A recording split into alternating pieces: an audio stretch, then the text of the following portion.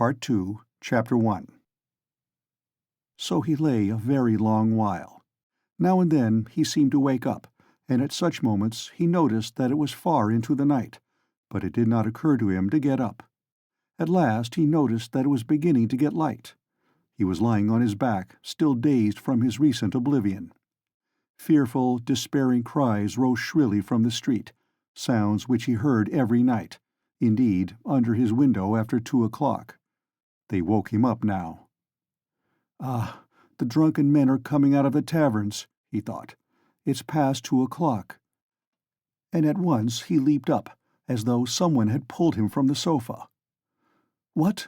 Past 2 o'clock?" He sat down on the sofa, and instantly recollected everything. All at once, in one flash, he recollected everything. For the first moment he thought he was going mad. A dreadful chill came over him, but the chill was from the fever that had begun long before in his sleep. Now he was suddenly taken with violent shivering, so that his teeth chattered and all his limbs were shaking. He opened the door and began listening. Everything in the house was asleep. With amazement he gazed at himself and everything in the room around him, wondering how he could have come in the night before without fastening the door, and have flung himself on the sofa without undressing, without even taking his hat off. It had fallen off and was lying on the floor near his pillow. If anyone had come in, what would he have thought? That I'm drunk, but— He rushed to the window. There was light enough, and he began hurriedly looking himself all over from head to foot, all his clothes. Were there no traces? But there was no doing it like that. Shivering with the cold, he began taking off everything and looking over again. He turned everything over to the last threads and rags, and, mistrusting himself, went through his search 3 times. But there seemed to be nothing, no trace, except in one place, where some thick drops of congealed blood were clinging to the frayed edge of his trousers. He picked up a big clasp knife and cut off the frayed threads. There seemed to be nothing more. Suddenly he remembered that the purse and the things he had taken out of the old woman's box were still in his pockets. He had not thought till then of taking them out and hiding them. He had not even thought of them while he was examining his clothes. What next? Instantly he rushed to take them out and fling them on the table. When he had pulled out everything, and turned the pocket inside out to be sure there was nothing left, he carried the whole heap to the corner. The paper had come off the bottom of the wall and hung there in tatters. He began stuffing all the things into the hole under the paper. "They're in, all out of sight, and the purse too," he thought gleefully, getting up and gazing blankly at the hole which bulged out more than ever. Suddenly he shuddered all over with horror. "My God," he whispered in despair, "what's the matter with me? Is that hidden? Is that the way to hide things?" He had not reckoned on having trinkets to hide. He had only thought of money, and so had not prepared a hiding place. "But now what am I glad of?" he thought. "Is that hiding things? My reason's deserting me, simply." He sat down on the sofa in exhaustion, and was at once shaken by another unbearable fit of shivering. Mechanically he drew from a chair beside him his old student's winter coat, which was still warm though almost in rags, covered himself up with it, and once more sank into drowsiness and delirium. He lost consciousness. Not more than 5 minutes had passed when he jumped up a second time, and at once pounced in a frenzy on his clothes again. How could I go to sleep again with nothing done? Yes, I have not taken the loop off the armhole. I forgot a thing like that. Such a piece of evidence. He pulled off the noose, hurriedly cut it to pieces, and threw the bits among his linen under the pillow. Pieces of torn linen couldn't rouse suspicion, whatever happened. I think not, anyway, he repeated, standing in the middle of the room, and with painful concentration he fell to gazing about him again, at the floor and everywhere, trying to make sure he had not forgotten anything. The conviction that all his faculties, even memory and the simplest power of reflection, were failing him began to be an insufferable torture. Surely it isn't beginning already. Surely it isn't my punishment coming upon me. It is. The frayed rags he had cut off his trousers were actually lying on the floor in the middle of the room, where anyone coming in would see them. "What is the matter with me?" he cried again, like one distraught. Then a strange idea entered his head. That perhaps all his clothes were covered with blood, that perhaps there were a great many stains, but that he did not see them, did not notice them because his perceptions were failing, were going to pieces. His reason was clouded. Suddenly he remembered that there had been blood on the purse too. Ah, then there must be blood in the pocket too, for I put the wet purse in my pocket. In a flash he had turned the pocket inside out, and yes, there were traces, stains on the lining of the pocket.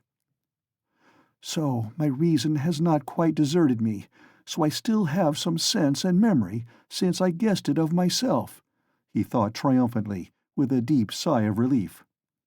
It's simply the weakness of fever, a moment's delirium. And he tore the whole lining out of the left pocket of his trousers. At that instant the sunlight fell on his left boot. On the sock which poked out from the boot he fancied there were traces. He flung off his boots. Traces indeed! The tip of the sock was soaked with blood. He must have unwarily stepped into that pool. But what am I to do with this now? Where am I to put the sock and rags and pocket?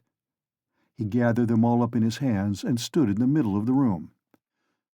In the stove? But they would ransack the stove first of all. Burn them? But what can I burn them with? There are no matches even. No, better go out and throw it all away somewhere. Yes, better throw it away, he repeated, sitting down on the sofa again. And at once, this minute, without lingering. But his head sank on the pillow instead. Again the unbearable icy shivering came over him. Again he drew his coat over him. And for a long while, for some hours, he was haunted by the impulse to go off somewhere at once, this moment, and fling it all away, so that it may be out of sight and done with, at once, at once. Several times he tried to rise from the sofa, but could not. He was thoroughly waked up at last by a violent knocking at his door. "Open, do! Are you dead or alive? He keeps sleeping here," shouted Nastasia, banging with her fist on the door. "For whole days together he's snoring here like a dog he is, too. Open, I tell you! It's past 10. "Maybe he's not at home," said a man's voice. "Ha, that's the porter's voice. What does he want?" He jumped up and sat on the sofa. The beating of his heart was a positive pain. "Then who can have latched the door?" retorted Nastasia. "He's taken to bolting himself in. As if he were worth stealing. Open, you stupid! Wake up!" What do they want? Why the porter? All's discovered. Resist or open? Come what may. He half rose, stooped forward, and unlatched the door. His room was so small that he could undo the latch without leaving the bed. Yes, the porter and Nastasia were standing there. Nastasia stared at him in a strange way. He glanced with defiant and desperate air at the porter, who, without a word, held out a grey folded paper sealed with bottle wax. "A notice from the office," he announced, as he gave him the paper. "From what office?" "A summons to the police office, of course. You know which office." "To the police? What for?" "How can I tell? You're sent for, so you go." The man looked at him attentively, looked round the room, and turned to go away. "He's downright ill," observed Nastasia, not taking her eyes off him. The porter turned his head for a moment. "He's been in a fever since yesterday," she added. Raskolnikov made no response and held the paper in his hands, without opening it. "Don't you get up, then," Nastasia went on compassionately, seeing that he was letting his feet down from the sofa. "You're ill, so don't go. There's no such hurry." "What have you got there?" He looked. In his right hand he held the shreds he had cut from his trousers, the sock and the rags of the pocket. So he had been asleep with them in his hand. Afterwards, reflecting upon it, he remembered that half waking up in his fever, he had grasped all this tightly in his hand and so fallen asleep again. "Look at the rags he's collected, and sleeps with them, as though he has got hold of a treasure." And Nastasia went off into her hysterical giggle. Instantly he thrust them all under his greatcoat, and fixed his eyes intently upon her. Far as he was from being capable of rational reflection at that moment, he felt that no one would behave like that with a person who was going to be arrested. But the police— "You'd better have some tea. Yes? I'll bring it. There's some left." "No, I'm going. I'll go at once," he muttered, getting to his feet. "Why, you'll never get downstairs." "Yes, I'll go." "As you please." She followed the porter out. At once he rushed to the light to examine the sock and rags. There are stains, but not very noticeable, all covered with dirt, and rubbed and already discolored. No one who had no suspicion could distinguish anything. Nastasia, from a distance, could not have noticed, thank God. Then, with a tremor, he broke the seal of the notice and began reading. He was a long while reading, before he understood. It was an ordinary summons from the district police station to appear that day at 9:30 at the office of the district superintendent. But when has such a thing happened? I never have anything to do with the police. And why just today? He thought in agonizing bewilderment. Good God, only get it over soon. He was flinging himself on his knees to pray, but broke into laughter, not at the idea of prayer, but at himself. He began hurriedly dressing. If I'm lost, I am lost. I don't care. Shall I put the sock on? He suddenly wondered. It will get dustier still, and the traces will be gone. But no sooner had he put it on than he pulled it off again in loathing and horror. He pulled it off, but reflecting that he had no other socks, he picked it up and put it on again. And again he laughed. That's all conventional. That's all relative, merely a way of looking at it, he thought in a flash, but only on the top surface of his mind, while he was shuddering all over. There, I've got it on. I finished by getting it on. But his laughter was quickly followed by despair. No, it's too much for me, he thought. His legs shook. From fear, he muttered. His head swam and ached with fever. It's a trick. They want to decoy me there and confound me over everything, he mused as he went out onto the stairs. The worst of it is I'm almost light-headed. I may blurt out something stupid. On the stairs he remembered that he was leaving all the things just as they were in the hole in the wall. And very likely it's on purpose to search when I'm out, he thought, and stopped short. But he was possessed by such despair, such cynicism of misery, if one might so call it, that with a wave of his hand he went on. Only to get it over. In the street the heat was insufferable again. Not a drop of rain had fallen all those days. Again dust, bricks and mortar. Again the stench from the shops and pothouses. Again the drunken men, the Finnish peddlers and half-broken-down cabs. The sun shone straight in his eyes, so that it hurt him to look out of them, and he felt his head going round, as a man in fever is apt to feel when he comes out into the street on a bright sunny day. When he reached the turning into the street, in an agony of trepidation he looked down it, at the house, and at once averted his eyes. If they question me, perhaps I'll simply tell, he thought, as he drew near the police station. The police station was about a quarter of a mile off. It had lately been moved to new rooms on the 4th floor of a new house. He had been once for a moment in the old office, but long ago. Turning in at the gateway, he saw on the right a flight of stairs which a peasant was mounting with a book in his hand. A house porter, no doubt. So then the office is here. And he began ascending the stairs on the chance. He did not want to ask questions of anyone. "I'll go in, fall on my knees, and confess everything," he thought as he reached the 4th floor. The staircase was steep, narrow, and all sloppy with dirty water. The kitchens of the flats opened onto the stairs and stood open almost the whole day. So there was a fearful smell and heat.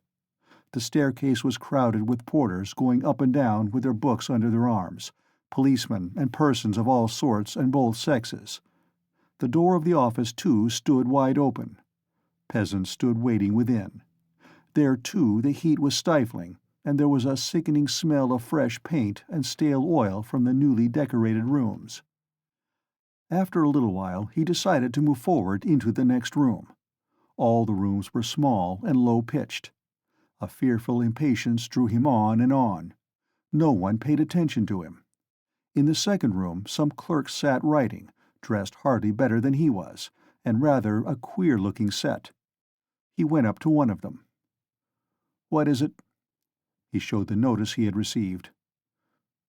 "You are a student?" the man asked, glancing at the notice. "Yes, formerly a student." The clerk looked at him, but without the slightest interest.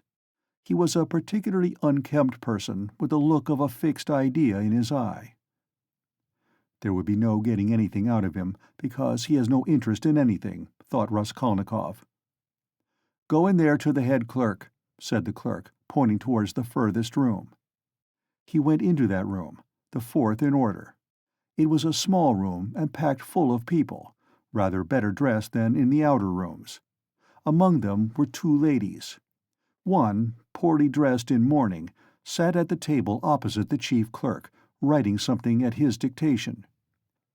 The other, a very stout, buxom woman with a purplish-red, blotchy face, excessively smartly dressed with a brooch on her bosom as big as a saucer, was standing on one side, apparently waiting for something. Raskolnikov thrust his notice upon the head clerk. The latter glanced at it, said, "Wait a minute," and went on attending to the lady in mourning. He breathed more freely.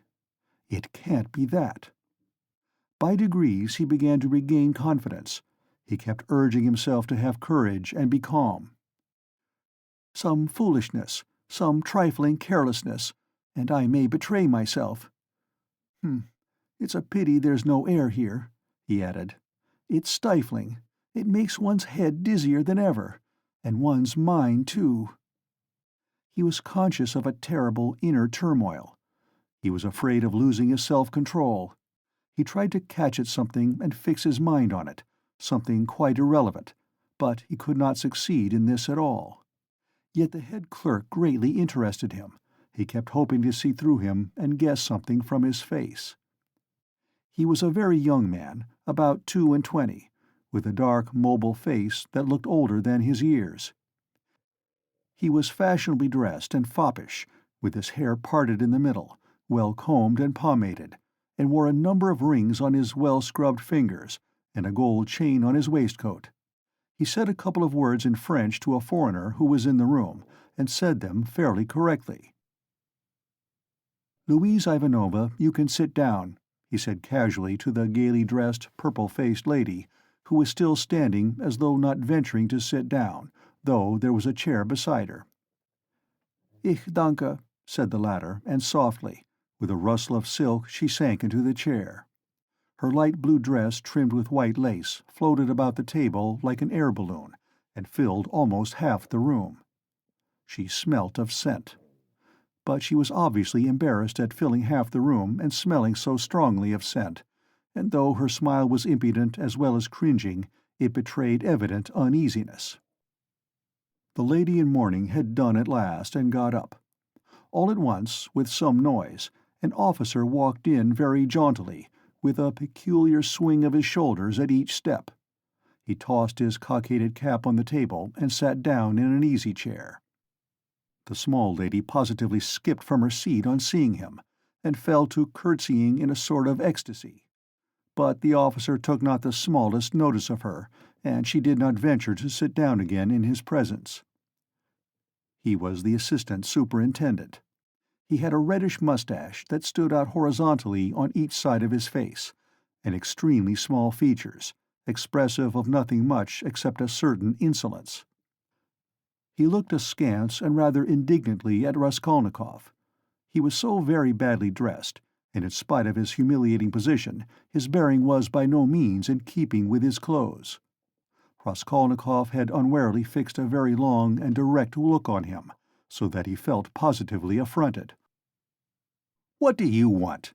he shouted, apparently astonished that such a ragged fellow was not annihilated by the majesty of his glance.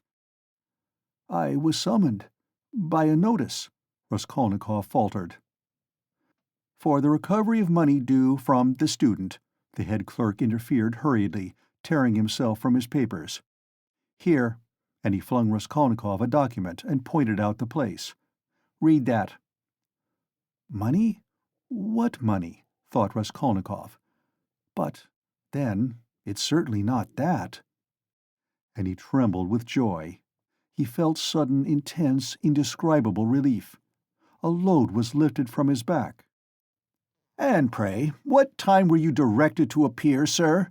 shouted the assistant superintendent, seeming for some unknown reason more and more aggrieved. "You are told to come at 9, and now it's 12." "The notice was only brought me a quarter of an hour ago," Raskolnikov answered loudly over his shoulder. To his own surprise, he too grew suddenly angry and found a certain pleasure in it. "And it's enough that I have to come here ill with a fever." "Kindly refrain from shouting." "I'm not shouting. I'm speaking very quietly. It's you who are shouting at me.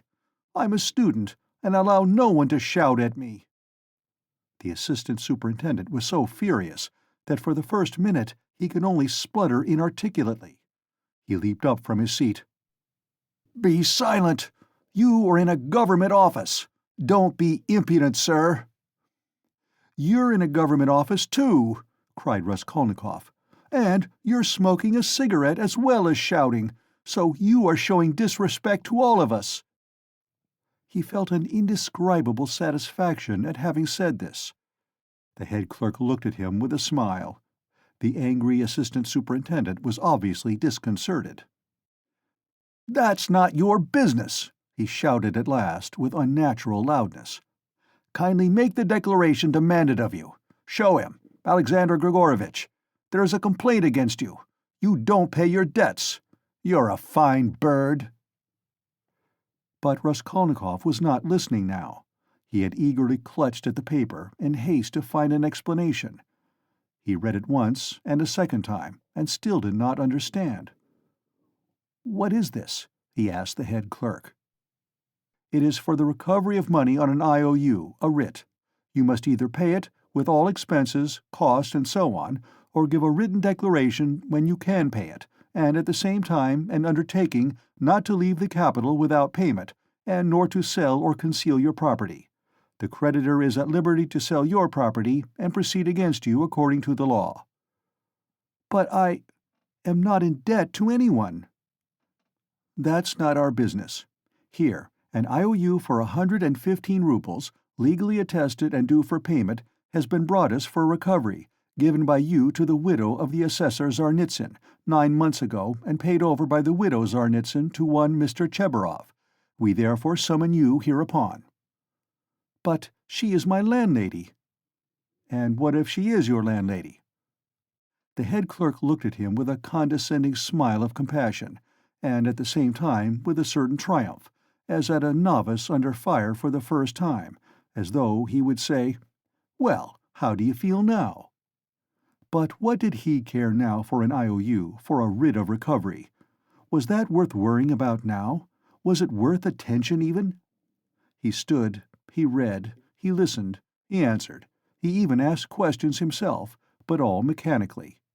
The triumphant sense of security, of deliverance from overwhelming danger, that was what filled his whole soul that moment, without thought for the future, without analysis, without suppositions or surmises, without doubts and without questioning.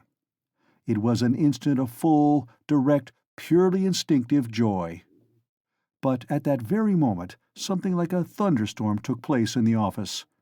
The assistant superintendent, still shaken by Raskolnikov's disrespect, still fuming and obviously anxious to keep up his wounded dignity, pounced on the unfortunate smart lady, who had been gazing at him ever since he came in with an exceedingly silly smile. "You shameful hussy!" he shouted suddenly at the top of his voice. The lady in mourning had left the office. "What was going on at your house last night, eh? A disgrace again. You're a scandal to the whole street. Fighting and drinking again. Do you want the House of Correction? Why, I have warned you 10 times over that I would not let you off the 11th. And here you are again. Again, you— The paper fell out of Raskolnikov's hands, and he looked wildly at the smart lady who was so unceremoniously treated.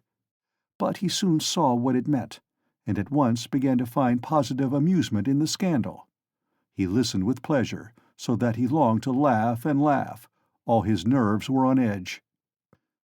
"Ilya Petrovitch," the head clerk was beginning anxiously, but stopped short, for he knew from experience that the enraged assistant could not be stopped except by force. As for the smart lady, at first she positively trembled before the storm. But, strange to say, the more numerous and violent the terms of abuse became, the more amiable she looked, and the more seductive the smile she lavished on the terrible assistant. She moved uneasily and curtsied incessantly, waiting impatiently for a chance of putting in her word, and at last she found it. "There was no sort of noise or fighting in my house, Mr. Captain," she pattered all at once, like peas dropping, speaking Russian confidently, though with a strong German accent.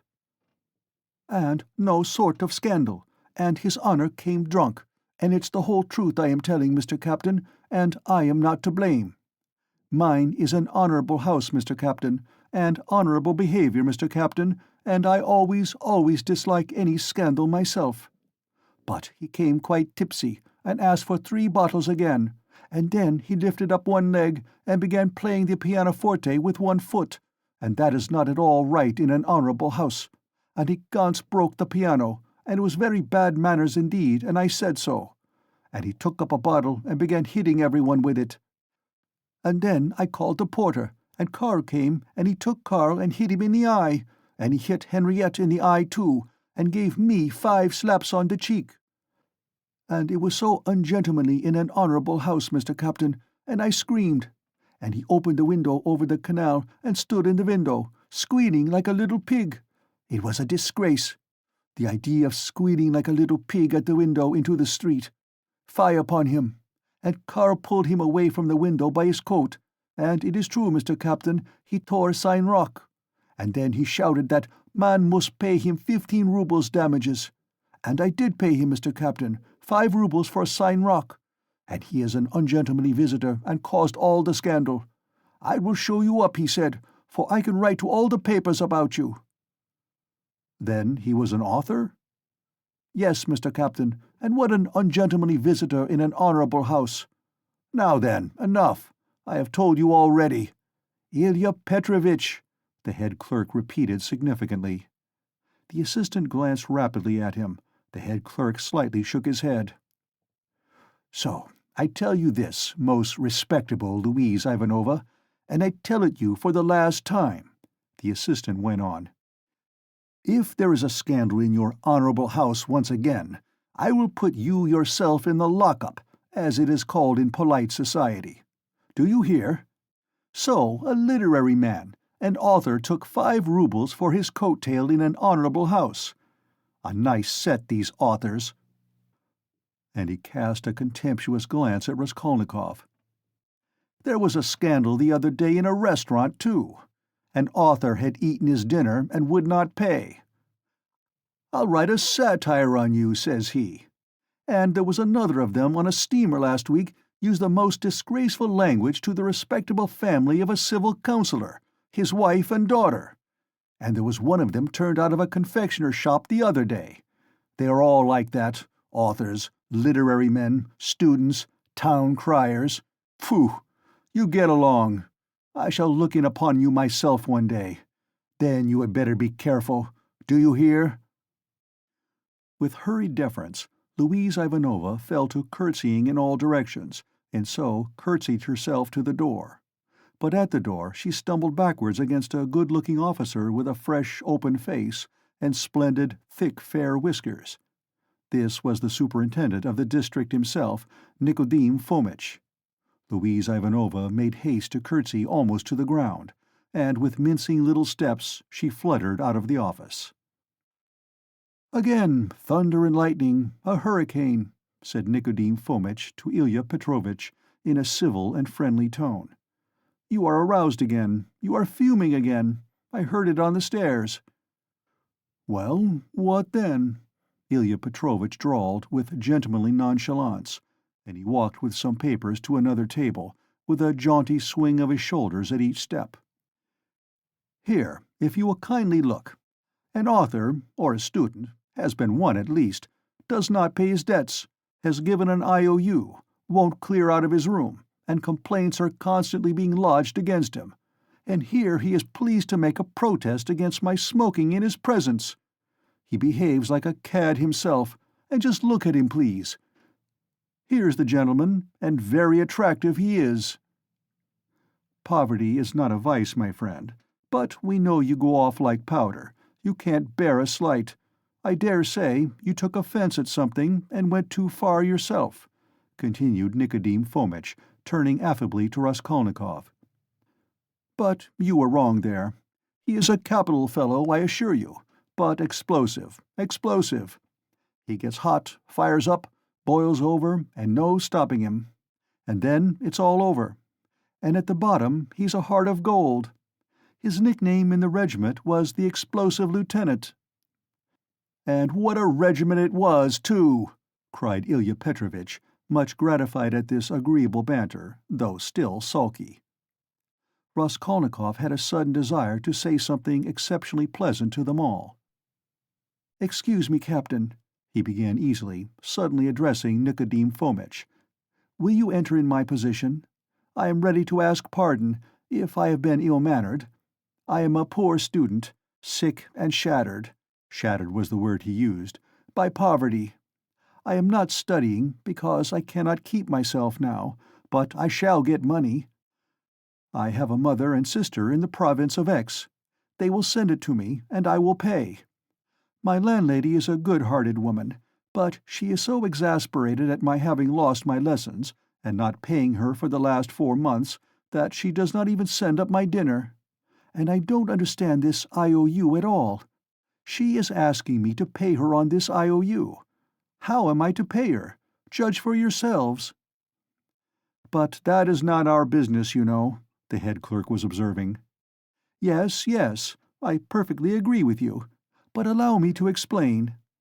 Raskolnikov put in again, still addressing Nikodim Fomitch, but trying his best to address Ilya Petrovitch also, though the latter persistently appeared to be rummaging among his papers and to be contemptuously oblivious of him. "Allow me to explain that I have been living with her for nearly 3 years, and at first, for why should I not confess it? At the very beginning I promised to marry her daughter. It was a verbal promise, freely given. She was a girl. Indeed, I liked her, though I was not in love with her. A youthful affair, in fact. That is, I mean to say that my landlady gave me credit freely in those days, and I led a life I was very heedless." "Nobody asks you for these personal details, sir. We've no time to waste," Ilya Petrovitch interposed roughly and with a note of triumph. But Raskolnikov stopped him hotly, though he suddenly found it exceedingly difficult to speak. "But excuse me, it is for me to explain how it all happened. In my turn. Though I agree with you, it is unnecessary. But a year ago, the girl died of typhus. I remained lodging there as before, and when my landlady moved into her present quarters, she said to me, and in a friendly way, that she had complete trust in me, but still, would I not give her an IOU for 115 roubles, all the debt I owed her? She said if only I gave her that, she would trust me again, as much as I liked, and that she would never, never, those were her own words, make use of that IOU till I could pay of myself. And now, when I have lost my lessons and have nothing to eat, She takes action against me. What am I to say to that?" "All these affecting details are no business of ours," Ilya Petrovitch interrupted rudely. "You must give a written undertaking, but as for your love affairs and all these tragic events, we have nothing to do with that." "Come now, you are harsh," muttered Nicodim Fomitch, sitting down at the table and also beginning to write. He looked a little ashamed. "Write," said the head clerk to Raskolnikov. "Write what?" the latter asked gruffly. "I will dictate to you." Raskolnikov fancied that the head clerk treated him more casually and contemptuously after his speech, but strange to say, he suddenly felt completely indifferent to anyone's opinion, and this revulsion took place in a flash, in one instant. If he had cared to think a little, he would have been amazed indeed that he could have talked to them like that a minute before, forcing his feelings upon them. And where had those feelings come from? Now, if the whole room had been filled, not with police officers, but with those nearest and dearest to him, he would not have found one human word for them, so empty was his heart. A gloomy sensation of agonizing, everlasting solitude and remoteness took conscious form in his soul. It was not the meanness of his sentimental effusions before Ilya Petrovitch, nor the meanness of the latter's triumph over him that had caused this sudden revulsion in his heart. Oh, what had he to do now with his own baseness, with all these petty vanities, officers, German women, debts, police offices? If he had been sentenced to be burnt at that moment, he would not have stirred, would hardly have heard the sentence to the end. Something was happening to him entirely new, sudden and unknown. It was not that he understood, but he felt clearly, with all the intensity of sensation, that he could never more appeal to these people in the police office with sentimental effusions like his recent outburst, or with anything whatever, and that if they had been his own brothers and sisters, and not police officers, it would have been utterly out of the question to appeal to them in any circumstance of life. He had never experienced such a strange and awful sensation. And what was most agonizing, it was more a sensation than a conception or idea, a direct sensation, the most agonizing of all the sensations he had known in his life. The head clerk began dictating to him the usual form of declaration, that he could not pay, that he undertook to do so at a future date, that he would not leave the town, nor sell his property, and so on. "But you can't write. You can hardly hold the pen," observed the head clerk, looking with a curiosity at Raskolnikov. "Are you ill?" "Yes, I am giddy. Go on." "That's all. Sign it." The head clerk took the paper and turned to attend to others. Raskolnikov gave back the pen, but instead of getting up and going away, he put his elbows on the table and pressed his head in his hands.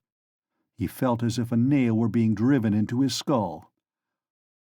A strange idea suddenly occurred to him, to get up at once, to go to Nicodim Fomitch and tell him everything that had happened yesterday, and then to go with him to his lodgings and to show him the things in the hole in the corner. The impulse was so strong that he got up from his seat to carry it out. "Hadn't I better think a minute?" flashed through his mind. "No, better cast off the burden without thinking." But all at once he stood still, rooted to the spot. Nicodim Fomitch was talking eagerly with Ilya Petrovitch, and the words reached him. "It's impossible. They'll both be released. To begin with, the whole story contradicts itself.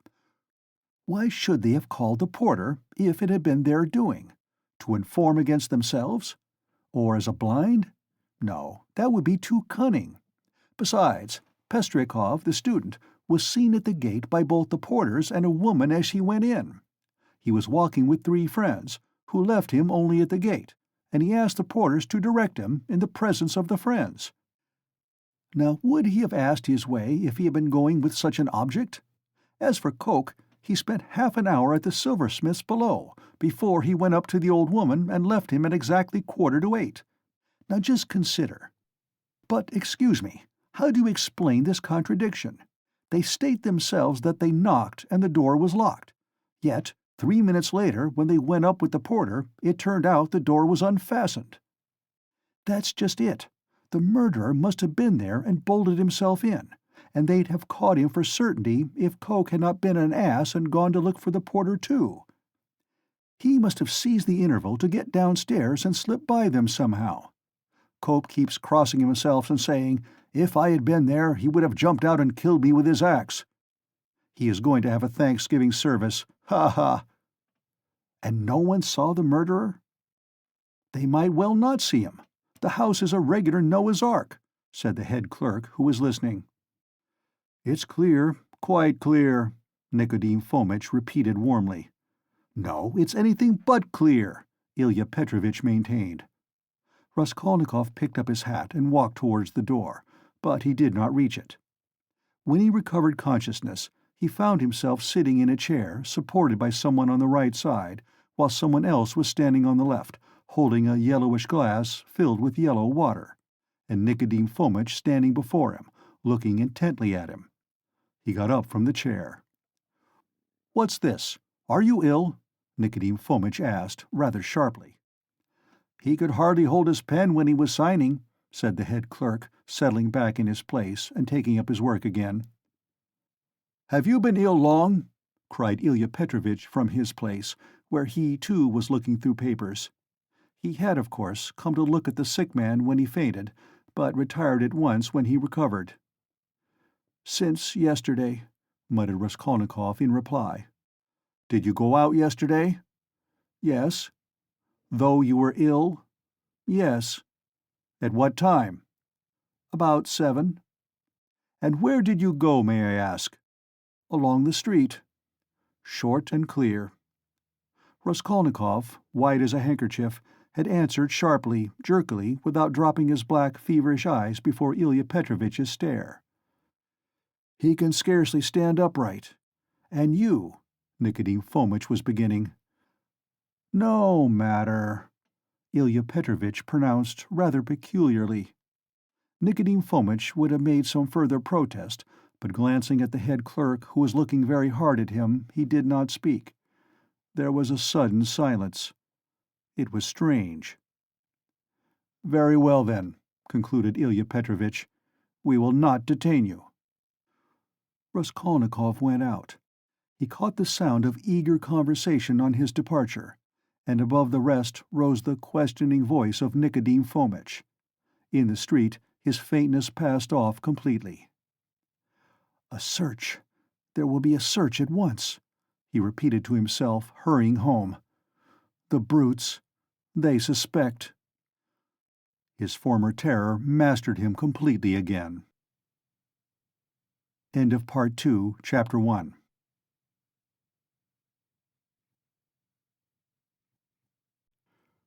Part 2, Chapter 2. And what if there has been a search already? What if I find them in my room? But here was his room. Nothing and no one in it. No one had peeped in. Even Nastasia had not touched it. But heavens, how could he have left all those things in the hole?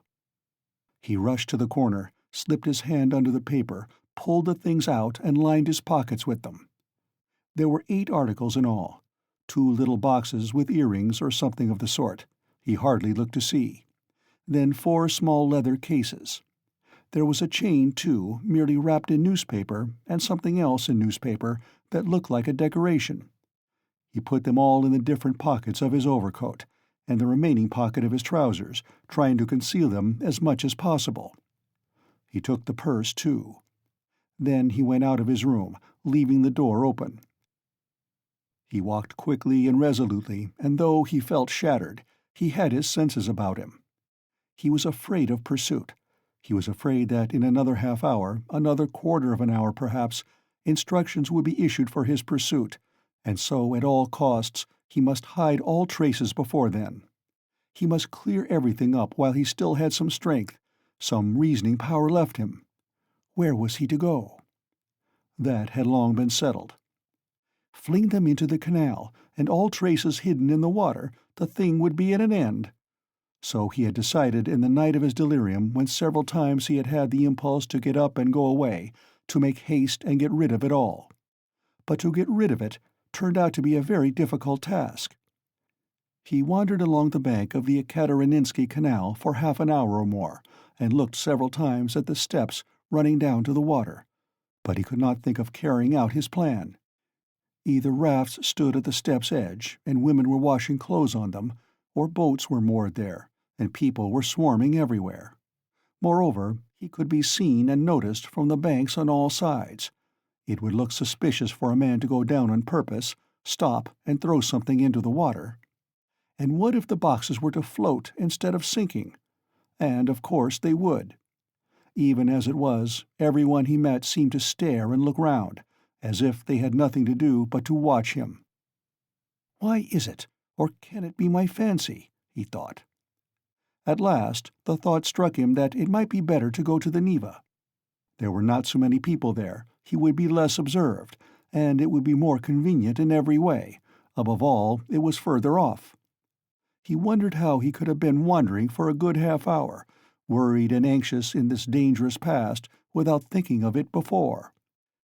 And that half-hour he had lost over an irrational plan, simply because he had thought of it in delirium.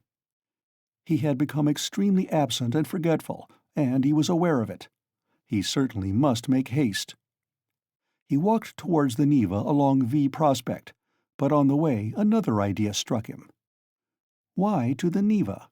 Would it not be better to go somewhere far off, to the islands again, and there hide the things in some solitary place, in a wood or under a bush, and mark the spot, perhaps? And, though he felt incapable of clear judgment, the idea seemed to him a sound one. But he was not destined to go there, for coming out of V Prospect towards the square, he saw on the left a passage leading between two blank walls to a courtyard. On the right hand, the blank, unwhitewashed wall of a 4-storied house stretched far into the court. On the left, a wooden hoarding ran parallel with it for 20 paces into the court, and then turned sharply to the left.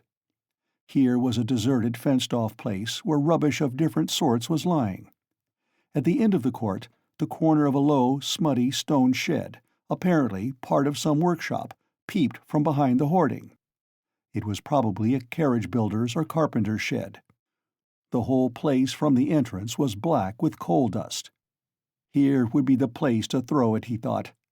Not seeing anyone in the yard, he slipped in, and at once saw near the gate a sink, such as is often put in yards where there are many workmen or cab-drivers, and on the hoarding above had been scribbled in chalk the time-honored witticism, "Standing here strictly forbidden." This was all the better, for there would be nothing suspicious about his going in. Here I could throw it all in a heap and get away. Looking round once more, with his hand already in his pocket, he noticed against the outer wall, between the entrance and the sink, a big unhewn stone, weighing perhaps 60 pounds. The other side of the wall was a street. He could hear passers-by, always numerous in that part, but he could not be seen from the entrance, unless someone came in from the street, which might well happen indeed, so there was need of haste. He bent down over the stone, seized the top of it firmly in both hands, and using all his strength turned it over. Under the stone was a small hollow in the ground, and he immediately emptied his pocket into it. The purse lay at the top, and yet the hollow was not filled up.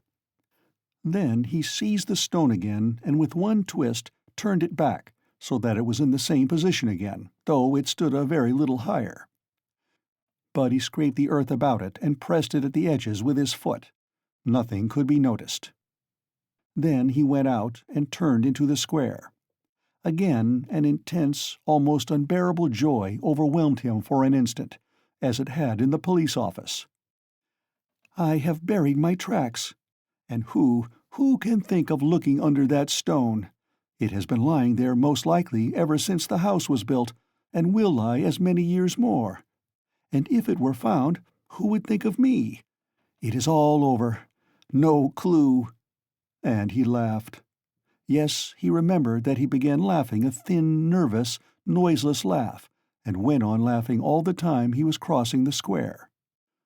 But when he reached the K Boulevard, where 2 days before he had come upon that girl, his laughter suddenly ceased. Other ideas crept into his mind. He felt all at once that it would be loathsome to pass that seat on which after the girl was gone he had sat and pondered, and that it would be hateful, too, to meet that whiskered policeman to whom he had given the 20 kopecks. Damn him! He walked, looking about him angrily and distractedly. All his ideas now seemed to be circling round some single point, and he felt that there really was such a point, and that now he was left facing that point, and for the first time indeed during the last 2 months. Damn it all! He thought suddenly, in a fit of ungovernable fury. If it has begun, then it has begun. Hang the new life! Good Lord, how stupid it is! And what lies I told today! How despicably I fawned upon that wretched Ilya Petrovitch! But that is all folly. What do I care for them all, and my fawning upon them? It is not that at all. It is not that at all. Suddenly he stopped. A new, utterly unexpected and exceedingly simple question perplexed and bitterly confounded him. If it all has really been done deliberately and not idiotically, if I really had a certain and definite object, how is it I did not even glance into the purse and don't know what I had there, for which I have undergone these agonies, and have deliberately undertaken this base, filthy, degrading business? And here I wanted at once to throw into the water the purse together with all the things which I had not seen either. How's that? Yes, that was so. That was all so. Yet he had known it all before, and it was not a new question for him, even when it was decided in the night without hesitation and consideration, as though so it must be, as though it could not possibly be otherwise. Yes, he had known it all and understood it all. It surely had been all settled even yesterday at the moment when he was bending over the box and pulling the jewel cases out of it. Yes, so it was. It is because I am very ill, he decided grimly at last. I have been worrying and fretting myself, and I don't know what I am doing. Yesterday and the day before yesterday and all this time I have been worrying myself. I shall get well and I shall not worry. But what if I don't get well at all? Good God, how sick I am of it all! He walked on without resting. He had a terrible longing for some distraction, but he did not know what to do, what to attempt. A new, overwhelming sensation was gaining more and more mastery over him every moment. This was an immeasurable, almost physical repulsion for everything surrounding him, an obstinate, malignant feeling of hatred. All who met him were loathsome to him. He loathed their faces, their movements, their gestures. If anyone had addressed him, he felt that he might have spat at him or bitten him. He stopped suddenly on coming out on the bank of the little Neva near the bridge to Vasilyevsky Ostrov. Why, he lives here, in that house, he thought. Why, I have not come to Razumian of my own accord. Here it's the same thing over again. Very interesting to know, though. Have I come on purpose, or have I simply walked here by chance? Never mind, I said the day before yesterday that I would go and see him the day after. Well, and so I will. Besides, I really cannot go further now. He went up to Razumian's room on the 5th floor. The latter was at home in his garret, busily writing at the moment, and he opened the door himself. It was 4 months since they had seen each other. Razumian was sitting in a ragged dressing-gown, with slippers on his bare feet, unkempt, unshaven, and unwashed. His face showed surprise. "Is it you?" he cried. He looked his comrade up and down. Then, after a brief pause, he whistled. "As hard up as all that. Why, brother, you've cut me out," he added, looking at Raskolnikov's rags. "Come, sit down. You are tired, I'll be bound." And when he had sunk down on the American leather sofa, which was in even worse condition than his own, Razumian saw at once that his visitor was ill. "Why, you are seriously ill, do you know that?" He began feeling his pulse. Raskolnikov pulled away his hand. "Never mind," he said. "I have come for this. I have no lessons. I wanted but I don't really want lessons." "But I say, you are delirious, you know," Razumian observed, watching him carefully. "No, I am not." Raskolnikov got up from the sofa. As he had mounted the stairs to Razumian's, he had not realized that he would be meeting his friend face to face. Now, in a flash, he knew that what he was least of all disposed for at that moment was to be face to face with anyone in the wide world. His spleen rose within him.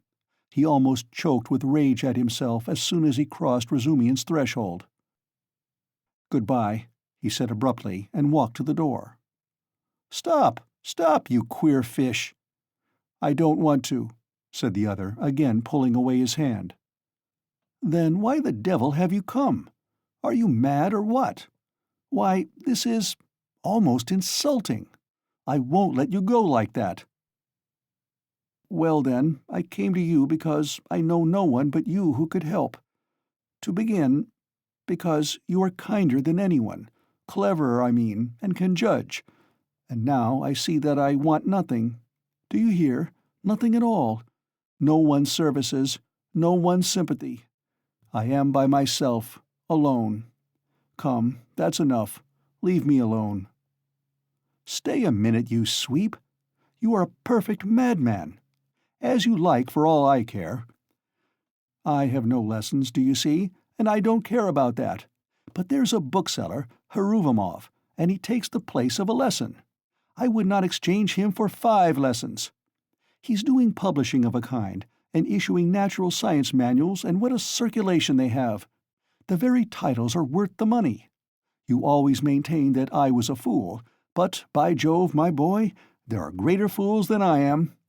Now he is setting up for being advanced, not that he has an inkling of anything, but, of course, I encourage him. Here are 2 signatures of the German text, in my opinion the crudest charlatanism. It discusses the question, is woman a human being? And, of course, triumphantly proves that she is. Heruvimov is going to bring out this work as a contribution to the woman question. I am translating it. He will expand these 2.5 signatures into 6. We shall make up a gorgeous title half a page long and bring it out at half a ruble. It will do. He pays me 6 rubles the signature. It works out to about 15 rubles for the job, and I've had 6 already in advance. When we have finished this, we are going to begin a translation about whales, and then some of the dullest scandals out of the second part of Les Confessions we have marked for translation. Somebody has told Heruvimov that Rousseau was a kind of Radishev. You may be sure I don't contradict him, hang him. Well, would you like to do the second signature of Is Woman a Human Being?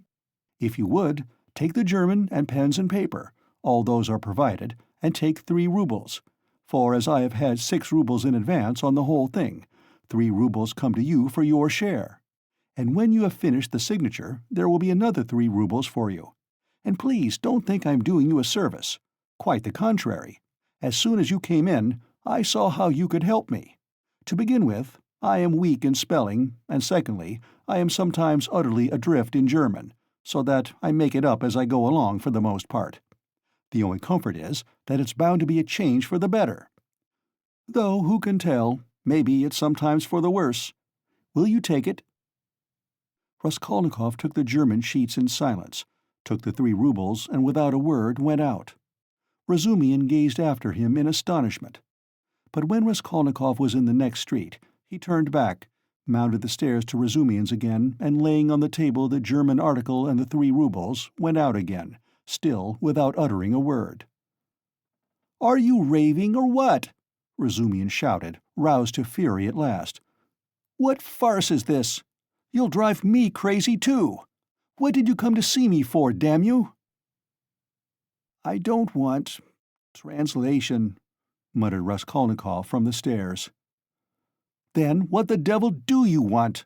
shouted Razumian from above. Raskolnikov continued descending the staircase in silence. "Hey there! Where are you living?" No answer. "Well, confound you then!" But Raskolnikov was already stepping into the street. On the Nikolaevsky Bridge, he was roused to full consciousness again by an unpleasant incident. A coachman, after shouting at him 2 or 3 times, gave him a violent lash on the back with his whip for having almost fallen under the horse's hoofs. The lash so infuriated him that he dashed away to the railing. For some unknown reason, he had been walking in the very middle of the bridge in the traffic. He angrily clenched and ground his teeth. He heard laughter, of course. "Serves him right. A pickpocket, I dare say. Pretending to be drunk for sure, and getting under the wheels on purpose. And you have to answer for him. It's a regular profession, that's what it is." But while he stood at the railing, still looking angry and bewildered after the retreating carriage, and rubbing his back, he suddenly felt someone thrust money into his hand. He looked. It was an elderly woman in a kerchief and goatskin shoes, with a girl, probably her daughter, wearing a hat and carrying a green parasol. "Take it, my good man, in Christ's name." He took it, and they passed on. It was a piece of 20 kopecks. From his dress and appearance, they might well have taken him for a beggar asking alms in the streets, and the gift of 20 kopecks he doubtless owed to the blow, which made them feel sorry for him. He closed his hand on the 20 kopecks, walked on for 10 paces, and turned, facing the Neva, looking towards the palace. The sky was without a cloud, and the water was almost bright blue, which is so rare in the Neva. The cupola of the cathedral, which is seen at its best from the bridge about 20 paces from the chapel, glittered in the sunlight, and in the pure air every ornament on it could be clearly distinguished. The pain from the lash went off, and Raskolnikov forgot about it. One uneasy and not quite definite idea occupied him now completely. He stood still, and gazed long and intently into the distance. This spot was especially familiar to him. When he was attending the university, he had hundreds of times, generally on his way home, stood still on this spot, gazed at this truly magnificent spectacle, and almost always marveled at a vague and mysterious emotion it roused in him. It left him strangely cold. This gorgeous picture was for him blank and lifeless. He wondered every time at his somber and enigmatic impression, and, mistrusting himself, put off finding the explanation of it. He vividly recalled those old doubts and perplexities, and it seemed to him that it was no mere chance that he recalled them now. It struck him as strange and grotesque that he should have stopped at the same spot as before, as though he actually imagined he could think the same thoughts, be interested in the same theories and pictures that had interested him so short a time ago. He felt it almost amusing, and yet it wrung his heart. Deep down, hidden far away out of sight, all that seemed to him now, all his old past, his old thoughts, his old problems and theories, his old impressions, and that picture and himself and all, he felt as though he were flying upwards, and everything were vanishing from his sight. Making an unconscious movement with his hand, he suddenly became aware of the piece of money in his fist. He opened his hand, stared at the coin, and with a sweep of his arm flung it into the water. Then he turned and went home. It seemed to him he had cut himself off from everyone and from everything at that moment. Evening was coming on when he reached home, so that he must have been walking about 6 hours. How and where he came back he did not remember. Undressing and quivering like an overdriven horse, he lay down on the sofa, drew his greatcoat over him, and at once sank into oblivion. It was dusk when he was waked up by a fearful scream. Good God, what a scream! Such unnatural sounds, such howling, wailing, grinding, tears, blows and curses he had never heard. He could never have imagined such brutality, such frenzy. In terror he sat up in bed, almost swooning with agony. But the fighting, wailing and cursing grew louder and louder. And then, to his intense amazement, he caught the voice of his landlady. She was howling, shrieking and wailing, rapidly, hurriedly, incoherently, so that he could not make out what she was talking about. She was beseeching, no doubt, not to be beaten, for she was being mercilessly beaten on the stairs. The voice of her assailant was so horrible, from spite and rage, that it was almost a croak. But he too was saying something, and just as quickly and indistinctly, hurrying and spluttering. All at once, Raskolnikov trembled. He recognized the voice. It was the voice of Ilya Petrovitch. Ilya Petrovitch here and beating the landlady. He is kicking her, banging her head against the steps. That's clear, that can be told from the sounds, from the cries and the thuds. How is it? Is the world topsy-turvy? He could hear people running in crowds from all the stories and all the staircases. He heard voices, exclamations, knocking, doors banging. But why? Why and how could it be? He repeated, thinking seriously that he had gone mad. But no, he heard too distinctly. And they would come to him then next. For, no doubt, it's all about that, about yesterday. Good God! He would have fastened his door with the latch, but he could not lift his hand. Besides, it would be useless. Terror gripped his heart like ice, tortured him and numbed him. But at last, all this uproar, after continuing about 10 minutes, began gradually to subside. The landlady was moaning and groaning. Ilya Petrovitch was still uttering threats and curses. But at last he too seemed to be silent, and now he could not be heard. Can he have gone away? Good Lord! Yes, and now the landlady was going too, still weeping and moaning, and then her door slammed. Now the crowd was going from the stairs to their rooms, exclaiming, disputing, calling to one another, raising their voices to a shout, dropping them to a whisper. There must have been numbers of them, almost all the inmates of the block. But, good God, how could it be? And why had he come here? Raskolnikov sank, worn out, on the sofa, but could not close his eyes. He lay for half an hour in such anguish, such an intolerable sensation of infinite terror as he had never experienced before.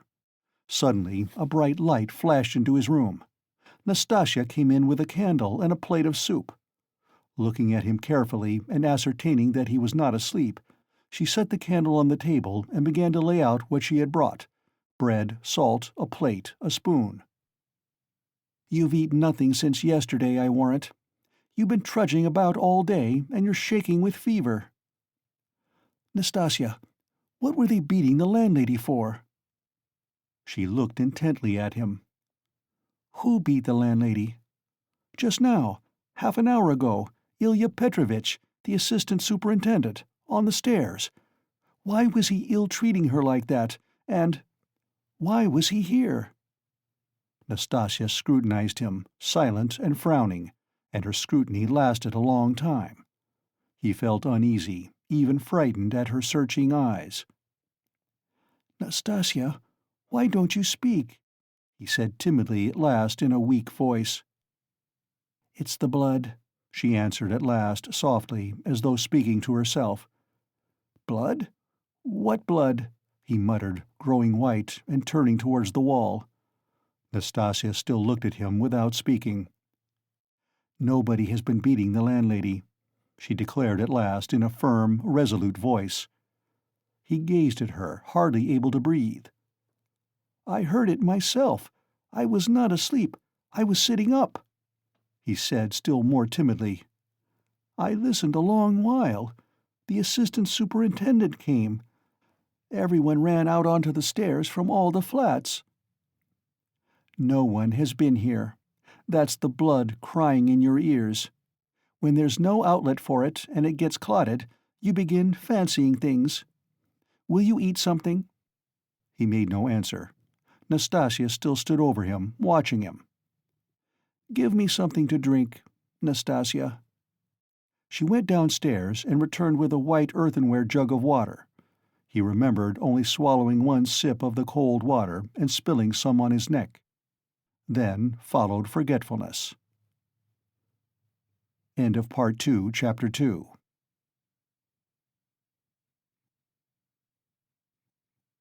Part 2, Chapter 3. He was not completely unconscious, however, all the time he was ill.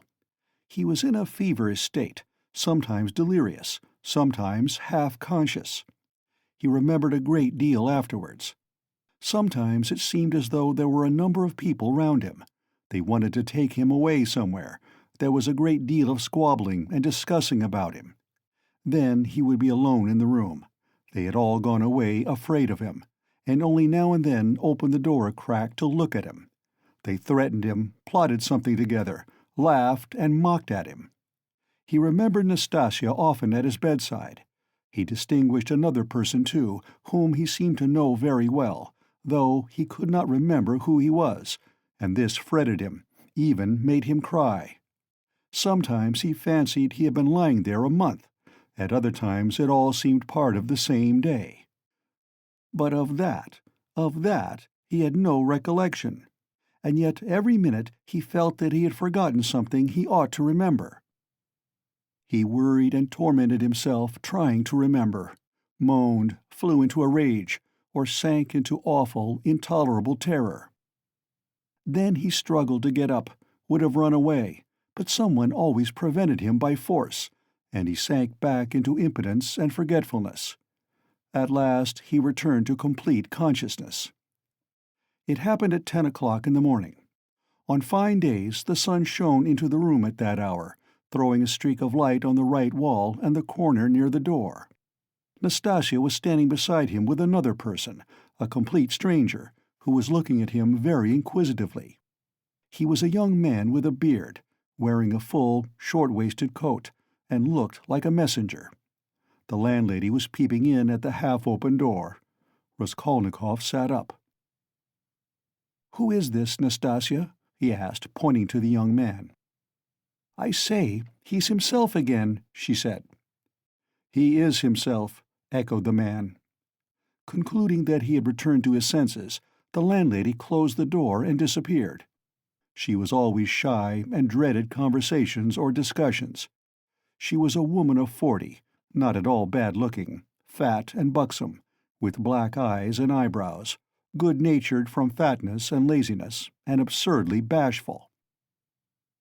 "Who are you?" he went on, addressing the man. But at that moment the door was flung open, and, stooping a little, as he was so tall, Razumihin came in. "What a cabin it is!" he cried. "I am always knocking my head. You call this a lodging? So, you are conscious, brother? I just heard the news from Pashenka." "He has just come to," said Nastasia. "Just come to," echoed the man again with a smile. "And who are you?" Razumihin asked, suddenly addressing him. "My name is Vrazumihin, at your service. Not Razumihin, as I am always called, but Vrazumihin, a student and a gentleman. And he is my friend.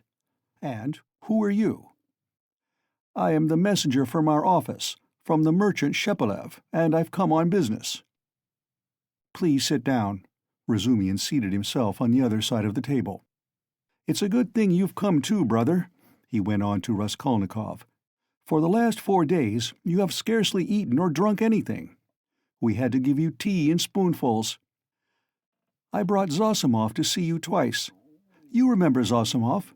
He examined you carefully and said at once it was nothing serious. Something seemed to have gone to your head. Some nervous nonsense. The result of bad feeling. He says you have not had enough beer and radish, but it's nothing much. It will pass, and you will be all right. Zosimov is a first-rate fellow. He is making quite a name. Come, I won't keep you," he said, addressing the man again. "Will you explain what you want? You must know, Rodya, that this is the second time they have sent from the office. But it was another man last time, and I talked to him. Who was it came before?" "That was the day before yesterday, I venture to say, if you please, sir. That was Alexei Semyonovitch. He is in our office, too." "He was more intelligent than you, don't you think so?" "Yes, indeed, sir. He is of more weight than I am." "Quite so. Go on." "At your mamma's request, through Afanasy Ivanovitch Varushin, of whom I presume you have heard more than once, a remittance is sent to you from our office," the man began, addressing Raskolnikov. "If you are in an intelligible condition, I've 35 roubles to remit to you, as Semyon Semyonovitch has received from Afanasy Ivanovitch at your mamma's request instructions to that effect, as on previous occasions. Do you know him, sir?" "Yes, I remember. "Varushyn," Raskolnikov said dreamily. "You hear, he knows Varushyn," cried Razumihin. "He is in an intelligible condition. And I see you are an intelligent man, too. Well, it's always pleasant to hear words of wisdom." "That's the gentleman Varushyn, Afanasy Ivanovitch. And at the request of your mamma, who has sent you a remittance once before in the same manner through him, he did not refuse this time also, and sent instructions to Semyon Semyonovitch some days since to hand you 35 roubles in the hope of better to come." "That hoping for better to come is the best thing you've said, though your mamma is not bad either. Come then, what do you say? Is he fully conscious, eh?" "That's all right, if only he can sign this little paper." "He can scrawl his name. Have you got the book?" "Yes, here's the book." "Give it to me. Here, Rodya, sit up, I'll hold you. Take the pen and scribble Raskolnikov for him. For just now, brother, money is sweeter to us than treacle." "I don't want it," said Raskolnikov, pushing away the pen. "Not want it?" "I won't sign it." "How the devil can you do without signing it?" "I don't want the money." "Don't want the money? Come, brother, that's nonsense. I bear witness. Don't trouble, please. It's only that he is on his travels again. But that's pretty common with him at all times, though. You are a man of judgment, and we will take him in hand. That is, more simply, take his hand, and he will sign it. Here." "But I can come another time." "No, no. Why should we trouble you? You are a man of judgment." "Now, Rodya, don't keep your visitor. You see he is waiting." And he made ready to hold Raskolnikov's hand in earnest. "Stop, I'll do it alone," said the latter, taking the pen and signing his name. The messenger took out the money and went away. "Bravo! And now, brother, are you hungry?" "Yes," answered Raskolnikov. "Is there any soup?" "Some of yesterday's," answered Nastasya, who was still standing there. "With potatoes and rice in it?" "Yes." "I know it by heart. Bring soup and give us some tea." "Very well." Raskolnikov looked at all this with profound astonishment and a dull, unreasoning terror. He made up his mind to keep quiet and see what would happen. "I believe I am not wandering. I believe it's reality," he thought. In a couple of minutes Nastasya returned with the soup, and announced that the tea would be ready directly. With the soup she brought 2 spoons, 2 plates, salt, pepper, mustard for the beef, and so on. The table was set as it had not been for a long time. The cloth was clean. "It would not be amiss, Nastasya, if Praskovya Pavlovna were to send up a couple of bottles of beer. We could empty them." "Well, you are a cool hand," muttered Nastasya, and she departed to carry out his orders. Raskolnikov still gazed wildly with strained attention. Meanwhile Razumihin sat down on the sofa beside him, as clumsily as a bear, put his left arm round Raskolnikov's head, although he was able to sit up, and with his right hand gave him a spoonful of soup, blowing on it that it might not burn him. But the soup was only just warm. Raskolnikov swallowed 1 spoonful greedily, then a second, then a third. But after giving him a few more spoonfuls of soup, Razumihin suddenly stopped and said that he must ask Zosimov whether he ought to have more. Nastasya came in with 2 bottles of beer. "And will you have tea?" "Yes." "Cut along, Nastasya, and bring some tea, for tea we may venture on without the faculty. But here is the beer." He moved back to his chair, pulled the soup and meat in front of him, and began eating as though he had not touched food for 3 days. "I must tell you, Rodya, I dine like this here every day now," he mumbled with his mouth full of beef. "And it's all Pashenka, you dear little landlady, who sees to that. She loves to do anything for me. I don't ask for it, but, of course, I don't object. And here's Nastasya with the tea. She's a quick girl. Nastasya, my dear, won't you have some beer?" "Get along with your nonsense." "A cup of tea, then?" "A cup of tea, maybe." "Pour it out. Stay, I'll pour it out myself. Sit down." He poured out 2 cups, left his dinner, and sat on the sofa again. As before, he put his left arm round the sick man's head, raised him up and gave him tea in spoonfuls, again blowing each spoonful steadily and earnestly, as though this process was the principal and most effective means towards his friend's recovery. Raskolnikov said nothing and made no resistance, though he felt quite strong enough to sit up on the sofa without support, and could not merely have held a cup or a spoon, but even, perhaps, could have walked about. But from some queer, almost animal cunning, he conceived the idea of hiding his strength and lying low for a time, pretending, if necessary, not to be yet in full possession of his faculties, and meanwhile listening to find out what was going on. Yet he could not overcome his sense of repugnance. After sipping a dozen spoonfuls of tea, he suddenly released his head, pushed the spoon away capriciously, and sank back on the pillow. There were actually real pillows under his head now, down pillows in clean cases. He observed that too, and took note of it. "Pashenka must give us some raspberry jam today to make him some raspberry tea," said Razumihin, going back to his chair and attacking his soup and beer again.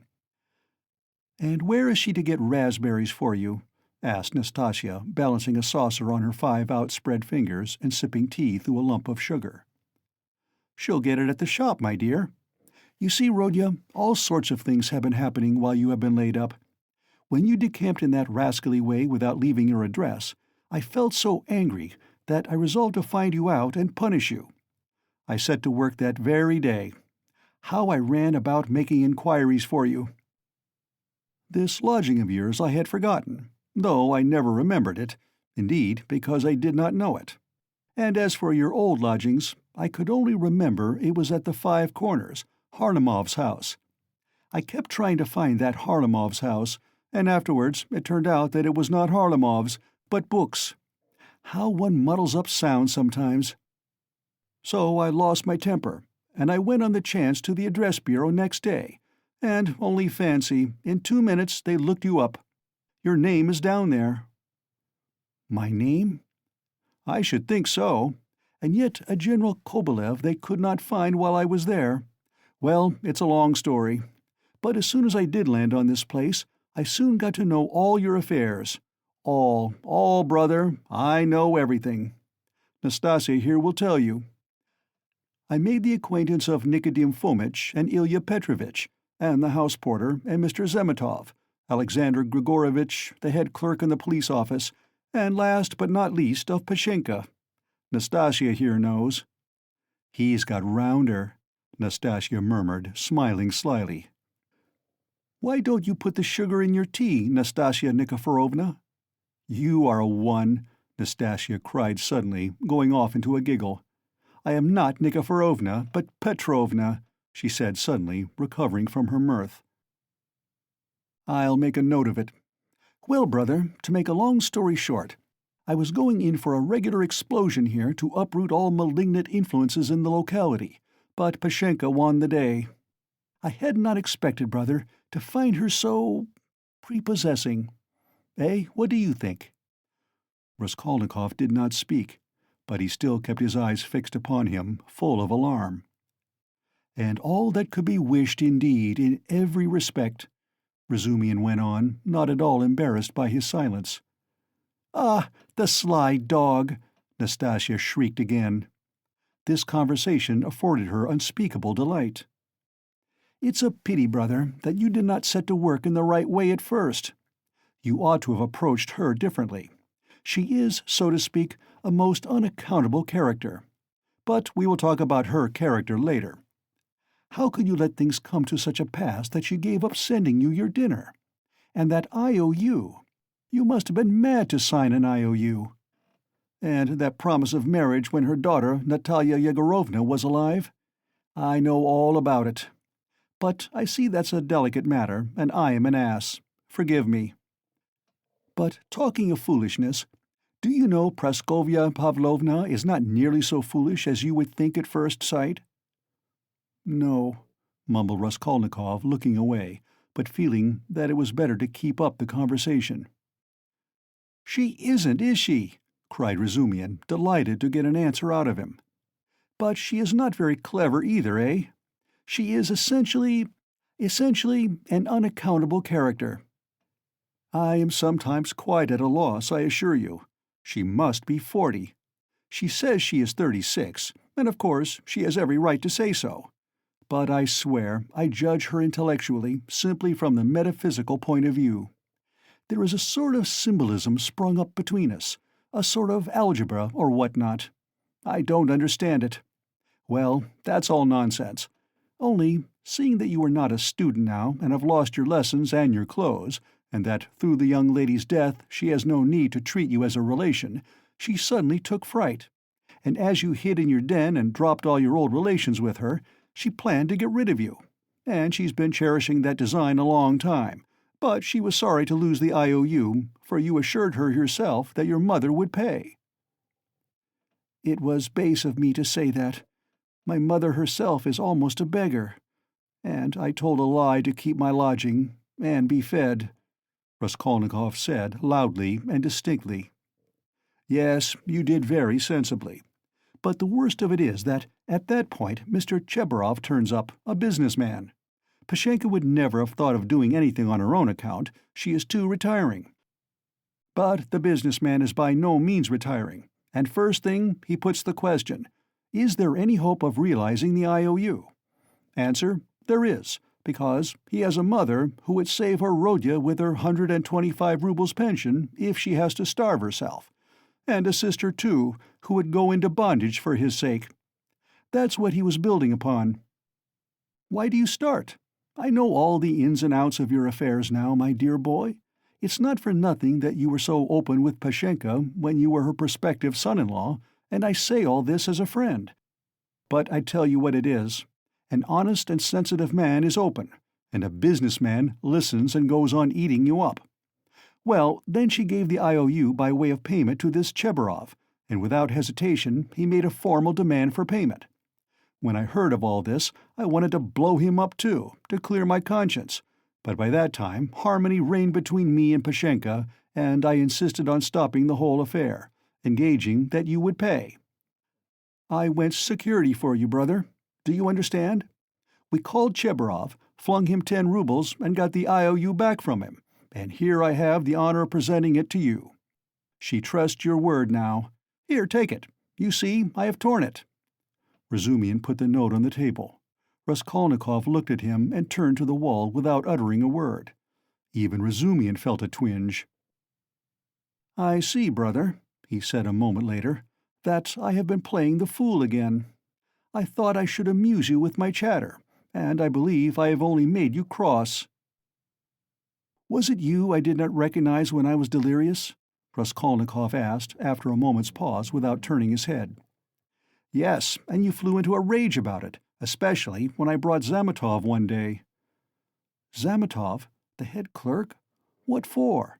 Raskolnikov turned round quickly and fixed his eyes on Razumian. What's the matter with you? What are you upset about? He wanted to make your acquaintance because I talked to him a lot about you. How could I have found out so much except from him? He is a capital fellow, brother, first rate. In his own way, of course. Now we are friends, see each other almost every day. I have moved into this part, you know. I have only just moved. I've been with him to Louise Ivanovna once or twice. Do you remember Louise Ivanovna? Did I say anything in delirium? I should think so. You were beside yourself. What did I rave about? What next? What did you rave about? What people do rave about. Well, brother, now I must not lose time. To work. He got up from the table and took up his cap. What did I rave about? How he keeps on. Are you afraid of having let out some secret? Don't worry yourself. You said nothing about a countess. But you said a lot about a bulldog, and about earrings and chains, and about Krestovsky Island, and some porter, and Nikodim Fomitch and Ilya Petrovitch, the assistant superintendent. And another thing that was of special interest to you was your own sock. You whined, "Give me my sock." Zametov hunted all about your room for your socks, and with his own scented, ring-bedecked fingers he gave you the rag. And only then were you comforted, and for the next 24 hours you held the wretched thing in your hand. We could not get it from you. It is most likely somewhere under your quilt at this moment. And then you asked so piteously for fringe for your trousers. We tried to find out what sort of fringe, but we could not make it out. Now to business. Here are 35 rubles. I take 10 of them, and shall give you an account of them in an hour or two. I will let Zosimov know at the same time, though he ought to have been here long ago, for it is nearly 12. And you, Nastasia, look in pretty often while I am away, to see whether he wants a drink or anything else. And I will tell Pashenka what is wanted myself. Goodbye. He calls her Pashenka. Ah, he's a deep one, said Nastasia as he went out. Then she opened the door and stood listening, but could not resist running downstairs after him. She was very eager to hear what he would say to the landlady. She was evidently quite fascinated by Razumihin. No sooner had she left the room than the sick man flung off the bedclothes and leapt out of the bed like a madman. With burning, twitching impatience, he had waited for them to be gone so that he might set to work. But to what work? Now, as though to spite him, it eluded him. Good God, only tell me one thing. Do they know of it yet or not? What if they know it and are only pretending, mocking me while I am laid up, and then they will come in and tell me that it's been discovered long ago, and that they have only— What am I to do now? That's what I've forgotten, as though on purpose. Forgotten it all at once, I remembered a minute ago. He stood in the middle of the room and gazed in miserable bewilderment about him. He walked to the door, opened it, listened. But that was not what he wanted. Suddenly, as though recalling something, he rushed to the corner where there was a hole under the paper, began examining it, put his hand into the hole, fumbled, but that was not it. He went to the stove, opened it, and began rummaging in the ashes. The frayed edges of his trousers and the rags cut off his pocket were lying there just as he had thrown them. No one had looked then. Then he remembered the sock about which Razumihin had just been telling him. Yes, there it lay on the sofa under the quilt, but it was so covered with dust and grime that Zametov could not have seen anything on it. Bah, Zametov, the police office. And why am I sent for to the police office? Where's the notice? Bah, I am mixing it up. That was then. I looked at my sock then, too, but now I have been ill. But what did Zametov come for? Why did Razumihin bring him?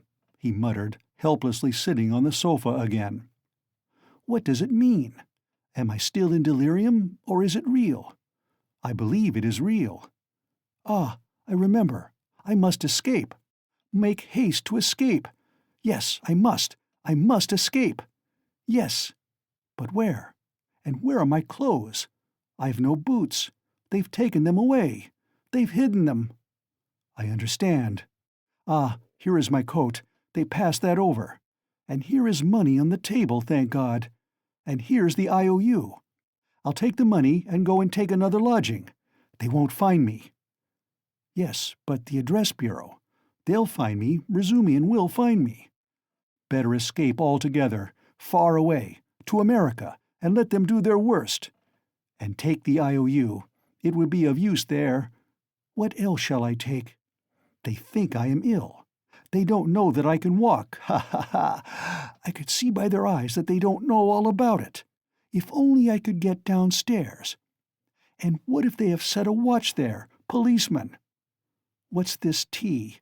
Ah, and here is beer left, half a bottle, cold.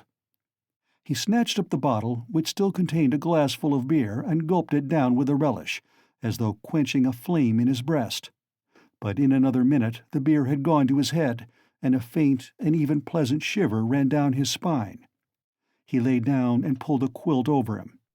His sick and incoherent thoughts grew more and more disconnected, and soon a light, pleasant drowsiness came upon him.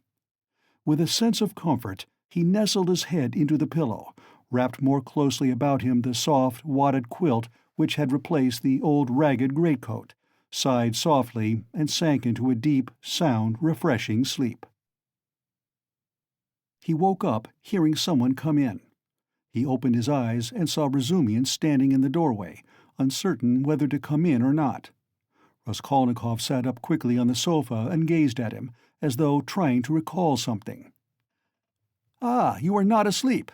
Here I am."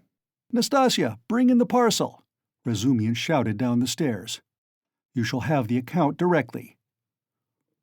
What time is it? Asked Raskolnikov, looking round uneasily. Yes, you had a fine sleep, brother. It's almost evening. It will be 6 o'clock directly. You have slept more than 6 hours. Good heavens, have I? And why not? It will do you good. What's the hurry? A tryst, is it? We've all the time before us. I've been waiting for the last 3 hours for you. I've been up twice and found you asleep. I've called on Zosimov twice. Not at home, only fancy. But no matter, he will turn up. And I've been out on my own business, too. You know, I've been moving today, moving with my uncle. I have an uncle living with me now. But that's no matter. To business. Give me the parcel, Nastasia. We will open it directly. And how do you feel now, brother? I am quite well. I am not ill. Razumian, have you been here long? I tell you, I've been waiting for the last 3 hours. No, before. How do you mean? How long have you been coming here? Why, I told you all about it this morning. Don't you remember? Raskolnikov pondered. The morning seemed like a dream to him. He could not remember alone, and looked inquiringly at Razumian. Said the latter. He has forgotten. I fancied then that you were not quite yourself.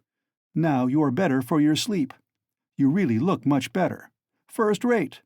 Well, to business. Look here, my dear boy. He began untying the bundle, which evidently interested him. Believe me, brother, this is something specially near my heart, for we must make a man of you. Let's begin from the top. Do you see this cap? He said, taking out of the bundle a fairly good, though cheap and ordinary cap. Let me try it on. Presently, afterwards, said Raskolnikov, waving it off pettishly. Come, Rodya, my boy, don't oppose it. Afterwards will be too late, and I shan't sleep all night, for I bought it by guess, without measure. Just right, he cried triumphantly, fitting it on. Just your size. A proper head covering is the first thing in dress, and a recommendation in its own way. Tolstyakov, a friend of mine, is always obliged to take off his pudding basin when he goes into any public place where other people wear their hats or caps. People think he does it from slavish politeness, but it's simply because he is ashamed of his bird's nest. He is such a boastful fellow. Look, Nastasia, here are 2 specimens of headgear. This Palmerston, he took from the corner Raskolnikov's old, battered hat, which for some unknown reason he called a Palmerston. Or this jewel. Guess the price, Rodya. What do you suppose I paid for it, Nastasia? He said, turning to her, seeing that Raskolnikov did not speak. 20 kopecks, no more, I dare say, answered Nastasia. 20 kopecks, silly, he cried, offended. Why, nowadays you would cost more than that. 80 kopecks. And that only because it has been worn. And it's bought on condition that when it's worn out, they will give you another next year. Yes, on my word. Well, now let us pass to the United States of America, as they called them at school. I assure you I am proud of these breeches. And he exhibited to Raskolnikov a pair of light summer trousers of grey woolen material. No holes, no spots, and quite respectable, although a little worn. And a waistcoat to match, quite in the fashion. And it's being worn really as an improvement. It's softer, smoother. You see, Rodya, to my thinking, the great thing for getting on in the world is always to keep to the seasons. If you don't insist on having asparagus in January, you keep your money in your purse, and it's the same with this purchase. It's summer now, so I've been buying summer things. Warmer materials will be wanted for autumn, so you'll have to throw these away in any case, especially as they will be done for by then from their own lack of coherence, if not your higher standard of luxury. Come, price them. What do you say? 2 rubles 25 kopecks. And remember the condition. If you wear these out, you will have another suit for nothing. They only do business on that system at Fadiev's. If you've bought a thing once, you are satisfied for life, for you will never go there again of your own free will. Now for the boots. What do you say? You see that they are a bit worn, but they'll last a couple of months, for it's foreign work and foreign leather.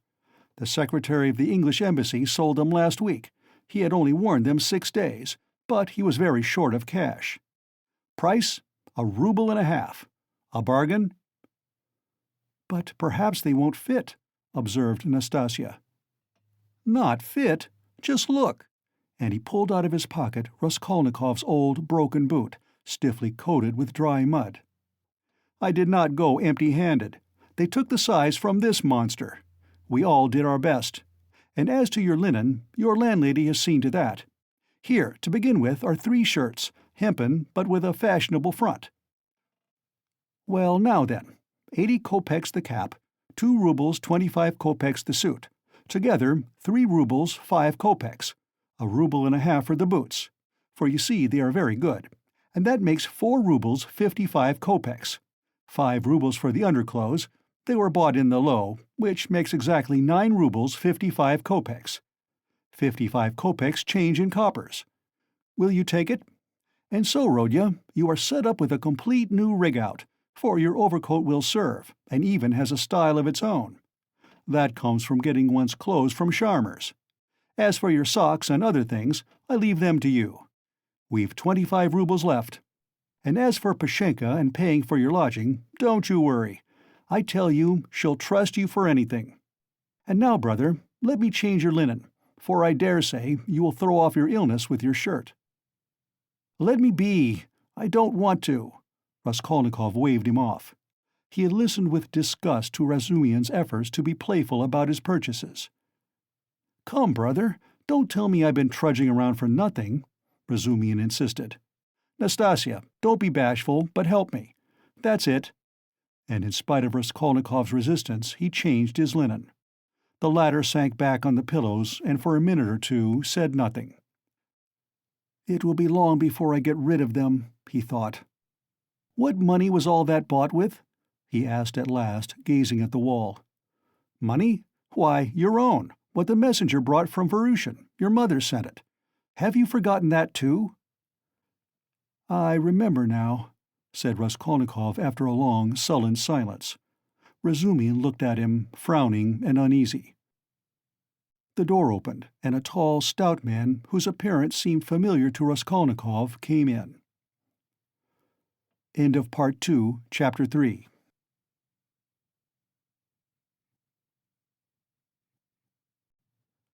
Part 2, Chapter 4. Zosimov was a tall, fat man with a puffy, colorless, clean-shaven face and straight, flaxen hair. He wore spectacles and a big gold ring on his fat finger. He was 27. He had on a light gray fashionable loose coat, light summer trousers, and everything about him loose, fashionable, and spick and span. His linen was irreproachable. His watch chain was massive. In manner he was slow and, as it were, nonchalant, and at the same time studiously free and easy. He made efforts to conceal his self-importance, but it was apparent at every instant. All his acquaintances found him tedious, but said he was clever at his work. "I've been to see you twice today, brother. You see, he's come to himself," cried Razumian. I see. And how do we feel now, eh?" said Zosimov to Raskolnikov, watching him carefully, and sitting down at the foot of the sofa, he settled himself as comfortably as he could. "He is still depressed," Razumian went on. "We've just changed his linen, and he almost cried." "That's very natural. You might have put it off if he did not wish it. His pulse is first-rate. Is your head still aching, eh?" "I am well. I am perfectly well," Raskolnikov declared positively and irritably. He raised himself on the sofa and looked at them with glittering eyes, but sank back to the pillow at once and turned to the wall. Zosimov watched him intently. "Very good. Going on all right," he said lazily. "Has he eaten anything?" They told him and asked what he might have. "He may have anything. Soup, tea. Mushrooms and cucumbers, of course, you must not give him. He better not have meat either, but no need to tell you that." Razumian and he looked at each other. "No more medicine or anything.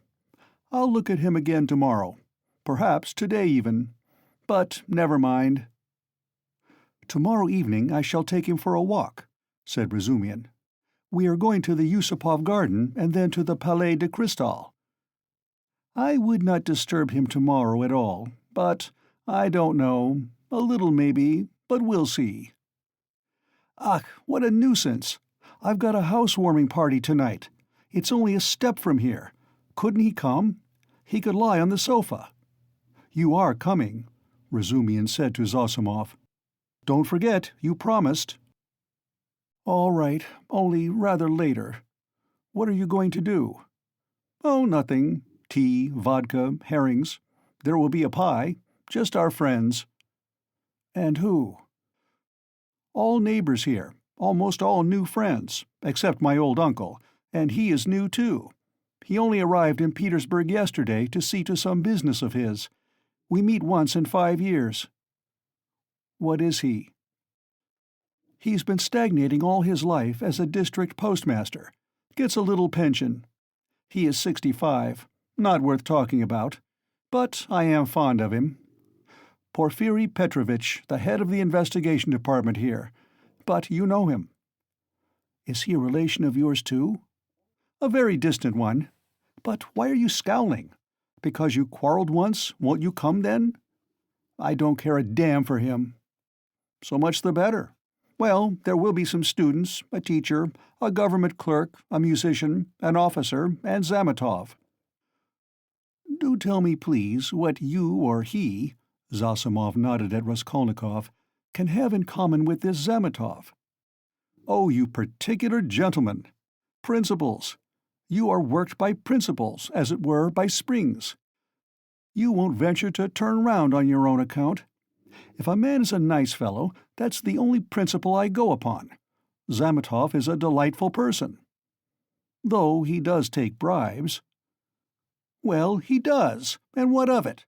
I don't care if he does take bribes, Razumian cried with unnatural irritability. I don't praise him for taking bribes. I only say he is a nice man in his own way. But if one looks at men in all ways, are there many good ones left? Why, I am sure I shouldn't be worth a baked onion myself, perhaps with you thrown in. That's too little. I'd give 2 for you. And I wouldn't give more than 1 for you. No more of your jokes. Zametov is no more than a boy. I can pull his hair, and one must draw him, not repel him. You'll never improve a man by repelling him, especially a boy. One has to be twice as careful with a boy. Oh, you progressive dullards, you don't understand. You harm yourselves running another man down. But if you want to know, we really have something in common. I should like to know what. Why, it's all about a house painter. We're getting him out of a mess. Though, indeed, there's nothing to fear now. The matter is absolutely self-evident. We only put on steam. A painter? Why, haven't I told you about it? I only told you the beginning then about the murder of the old pawnbroker woman.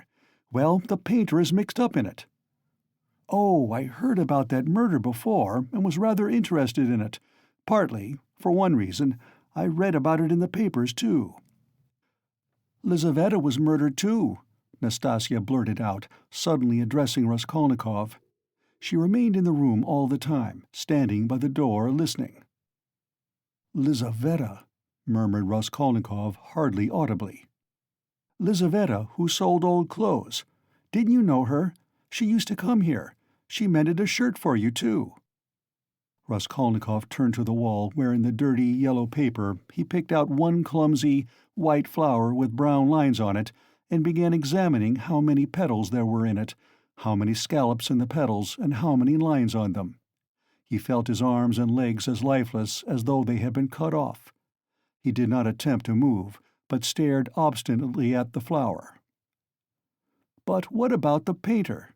Zossimov interrupted Nastasia's chatter with marked displeasure. She sighed and was silent. Why, he was accused of the murder, Razumian went on hotly. Was there evidence against him, then? Evidence indeed! Evidence that was no evidence, and that's what we have to prove. It was just as they pitched on those fellows Koch and Pestrikov at first. Phoo, how stupidly it's all done. It makes one sick, though it's not one's business. Pestrikov may be coming tonight. By the way, Rodya, you've heard about the business already. It happened before you were ill, the day before you fainted at the police office while they were talking about it. Zosimov looked curiously at Raskolnikov. He did not stir. But I say, Razumian, I wonder at you. What a busybody you are, Zosimov observed. Maybe I am, but we will get him off anyway, shouted Razumian, bringing his fist down on the table. What's the most offensive is not their lying. One can always forgive lying. Lying is a delightful thing, for it leads to the truth. What is offensive is that they lie and worship their own lying. I respect Porphyry, but what threw them out at first? The door was locked, and when they came back with the porter, it was open. So it followed that Koch and Pestrikov were the murderers. That was their logic. But don't excite yourself. They simply detained them. They could not help that. And by the way, I've met with that man Koch. He used to buy unredeemed pledges from the old woman, eh? Yes, he is a swindler. He buys up bad debts, too. He makes a profession of it. But enough of him. Do you know what makes me angry? It's their sickening, rotten, petrified routine. And this case might be the means of introducing a new method. One can show from the psychological data alone how to get on the track of the real man. We have the facts, they say. But facts are not everything. At least half the business lies in how you interpret them. Can you interpret them, then? Anyway, one can't hold one's tongue when one has a feeling, a tangible feeling, that one might be a help, if only— do you know the details of the case? I am waiting to hear about the painter. Oh, yes. Well, here's the story. Early on the third day after the murder, when they were still dandling Koch and Pestrikov, though they accounted for every step they took and it was plain as a pikestaff, an unexpected fact turned up. A peasant called Dushkin, who keeps a dram shop facing the house, brought to the police office a jeweler's case containing some gold earrings and told him a long rigmarole. The day before yesterday, just after 8 o'clock, mark the day and the hour, a journeyman house painter, Nikolai, who had been in to see me already that day, brought me this box of gold earrings and stones and asked me to give him 2 rubles for them. When I asked him where he got them, he said that he picked them up in the street. I did not ask him anything more. I am telling you Dushkin's story.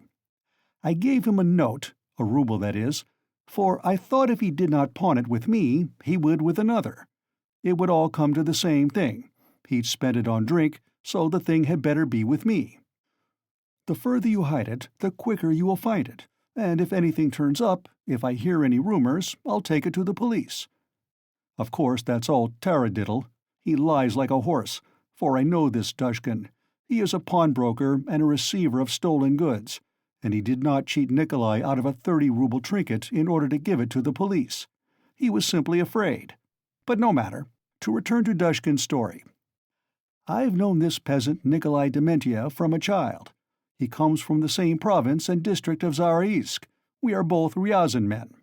And though Nikolai is not a drunkard, he drinks, and I knew he had a job in that house, painting work with Dmitri, who comes from the same village, too. As soon as he got the ruble, he changed it, had a couple of glasses, took his change and went out. But I did not see Dmitri with him then. And the next day I heard that someone had murdered Alyona Ivanovna and her sister, Lizaveta Ivanovna, with an axe. I knew them, and I felt suspicious about the earrings at once, for I knew the murdered woman lent money on pledges. I went to the house and began to make careful inquiries without saying a word to anyone. First of all I asked, "Is Nikolai here?" Dmitri told me that Nikolai had gone off on the spree. He had come home at daybreak drunk, stayed in the house about 10 minutes, and went out again. Dmitri didn't see him again and is finishing the job alone. And their job is on the same staircase as the murder, on the 2nd floor. When I heard all that, I did not say a word to anyone. That's Dushkin's tale. But I found out what I could about the murder and went home feeling as suspicious as ever. And at 8 o'clock this morning, that was the third day, you understand, I saw Nikolai coming in, not sober, though not to say very drunk. He could understand what was said to him. He sat down on the bench and did not speak. There was only one stranger in the bar, and a man I knew asleep on a bench, and our 2 boys. "Have you seen Dmitri?" said I. "No, I haven't," said he. "And you've not been here either?" "Not since the day before yesterday," said he. "And where did you sleep last night?" "In Pesky, with the Kolomensky men." "And where did you get those earrings?" I asked. "I found them on the street." And the way he said it was a bit queer. He did not look at me. "Did you hear what happened that very evening, at that very hour, on that same staircase?" said I. "No," said he, "I had not heard." And all the while he was listening, his eyes were staring out of his head, and he turned as white as chalk. I told him all about it, and he took his hat and began getting up. I wanted to keep him. "Wait a bit, Nikolai," said I. "Won't you have a drink?" And I signed to the boy to hold the door, and I came out from behind the bar. But he darted out and down the street to the turning at a run. I have not seen him since. Then my doubts were at an end. It was his doing, as clear as could be. "I should think so," said Zosimov. "Wait, hear the end. Of course they sought high and low for Nikolai. They detained Dushkin and searched his house. Dmitri, too, was arrested. The Kolomensky men also were turned inside out. And the day before yesterday they arrested Nikolai in a tavern at the end of town. He had gone there, taken the silver cross off his neck, and asked for a dram for it. They gave it to him.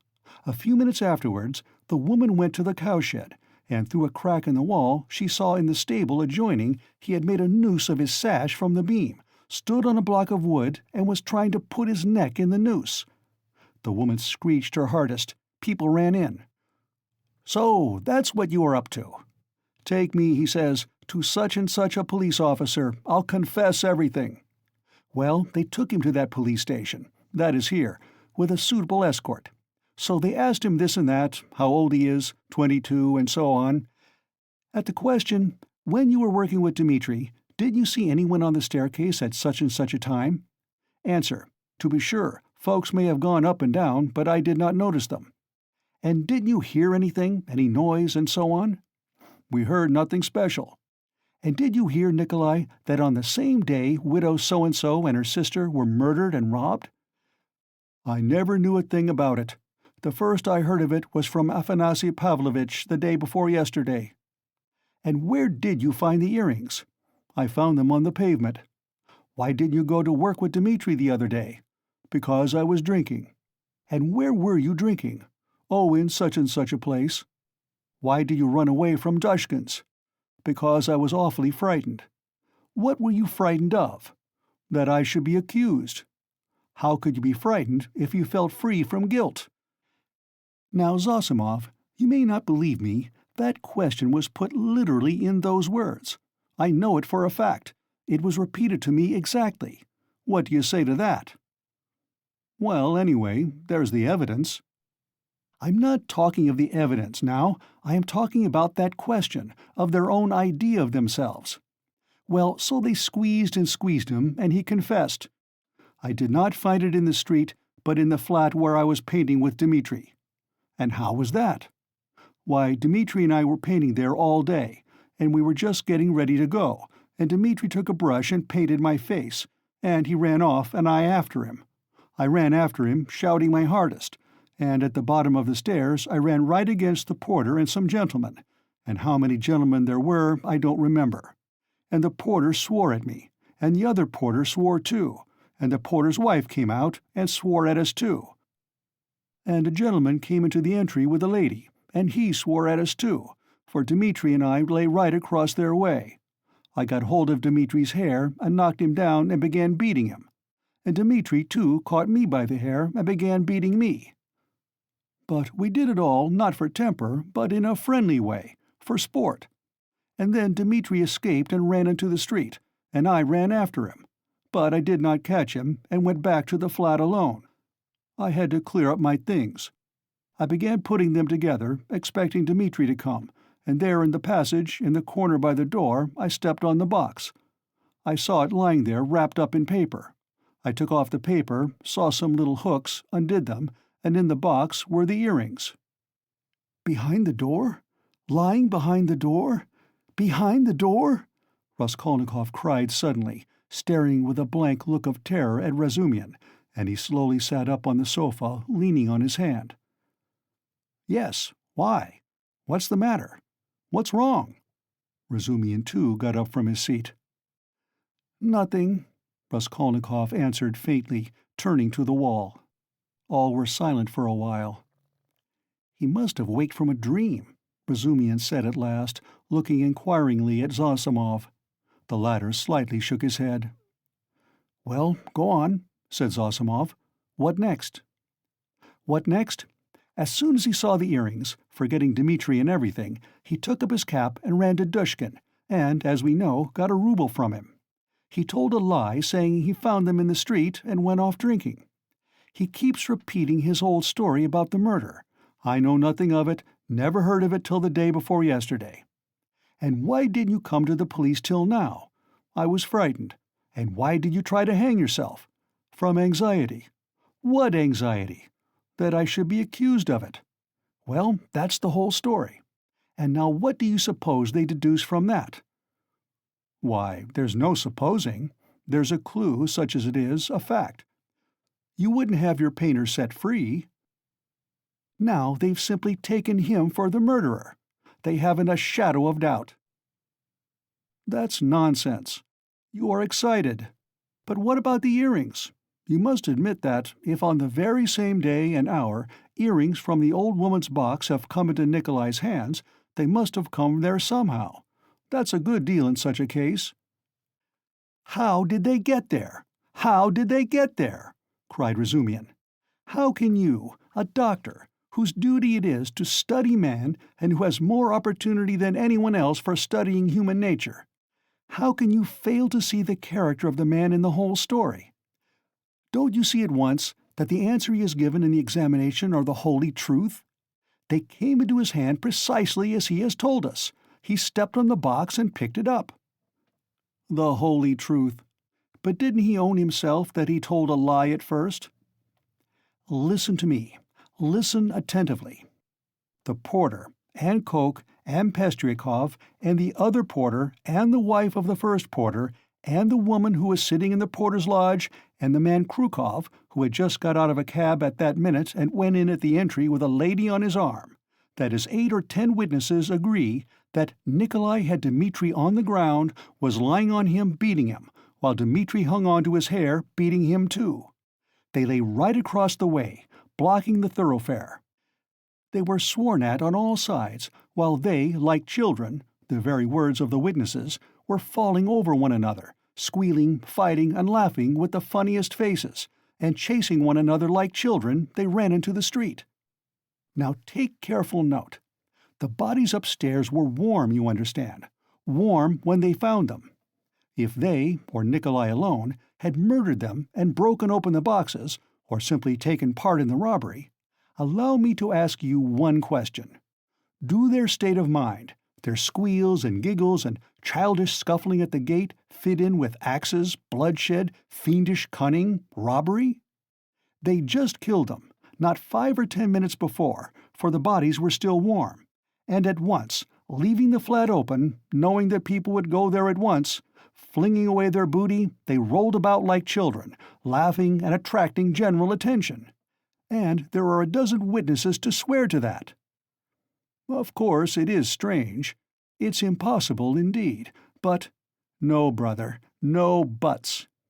And if the earrings being found in Nikolai's hands at the very day and hour of the murder constitutes an important piece of circumstantial evidence against him, although the explanation given by him accounts for it, and therefore it does not tell seriously against him, one must take into consideration the facts which prove him innocent, especially as they are facts that cannot be denied.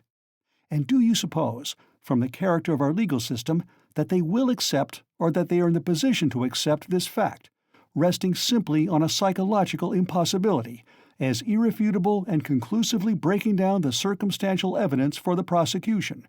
No, they won't accept it. They certainly won't, because they found the jewel case and the man tried to hang himself, which he could not have done if he hadn't felt guilty.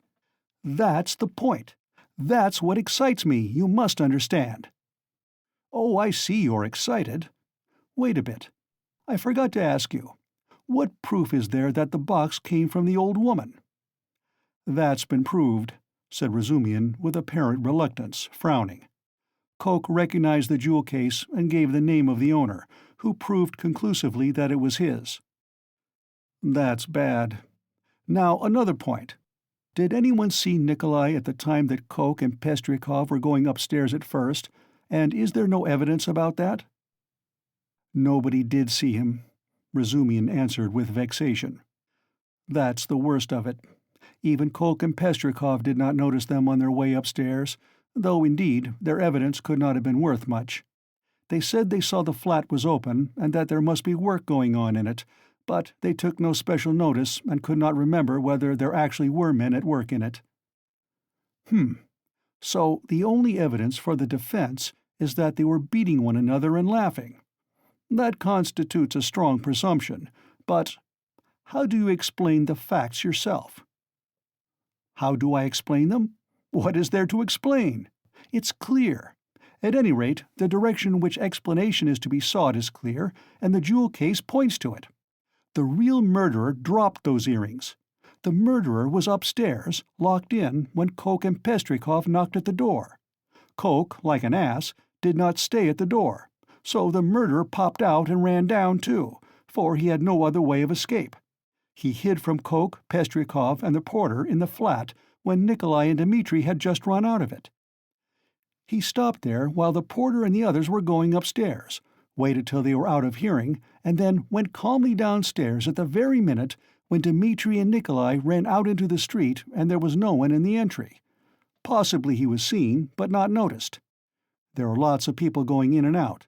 He must have dropped the earrings out of his pocket when he stood behind the door, and did not notice he dropped them, because he had other things to think of. The jewel case is a conclusive proof that he did stand there. That's how I explain it." "Too clever. No, my boy, you're too clever. That beats everything."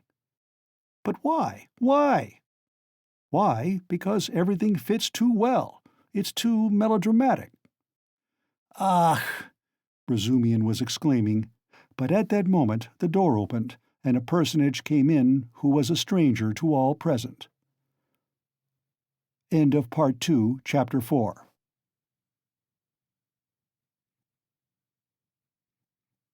Part 2, Chapter 5. This gentleman was no longer young, of a stiff and portly appearance, and a cautious and sour countenance. He began by stopping short in the doorway, staring about him with offensive and undisguised astonishment, as though asking himself what sort of place he had come to. Mistrustfully, and with an affectation of being alarmed and almost affronted, he scanned Raskolnikov's low and narrow cabin. With the same amazement he stared at Raskolnikov, who lay undressed, disheveled, unwashed, on his miserable dirty sofa, looking fixedly at him. Then, with the same deliberation, he scrutinized the uncouth, unkempt figure and unshaven face of Razumian, who looked him boldly and inquiringly in the face without rising from his seat.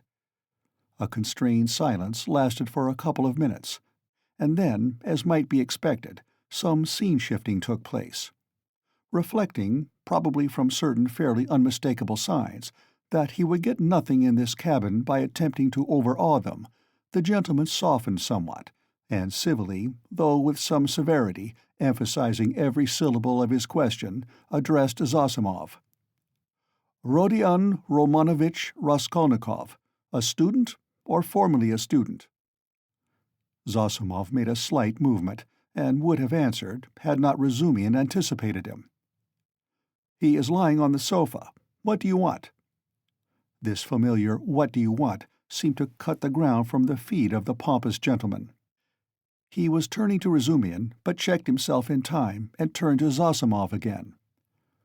"This is Raskolnikov," mumbled Zosimov, nodding towards him. Then he gave a prolonged yawn, opening his mouth as wide as possible. Then he lazily put his hand into his waistcoat pocket, pulled out a huge gold watch in a round hunter's case, opened it, looked at it, and as slowly and lazily proceeded to put it back. Raskolnikov himself lay without speaking, on his back, gazing persistently, though without understanding, at the stranger.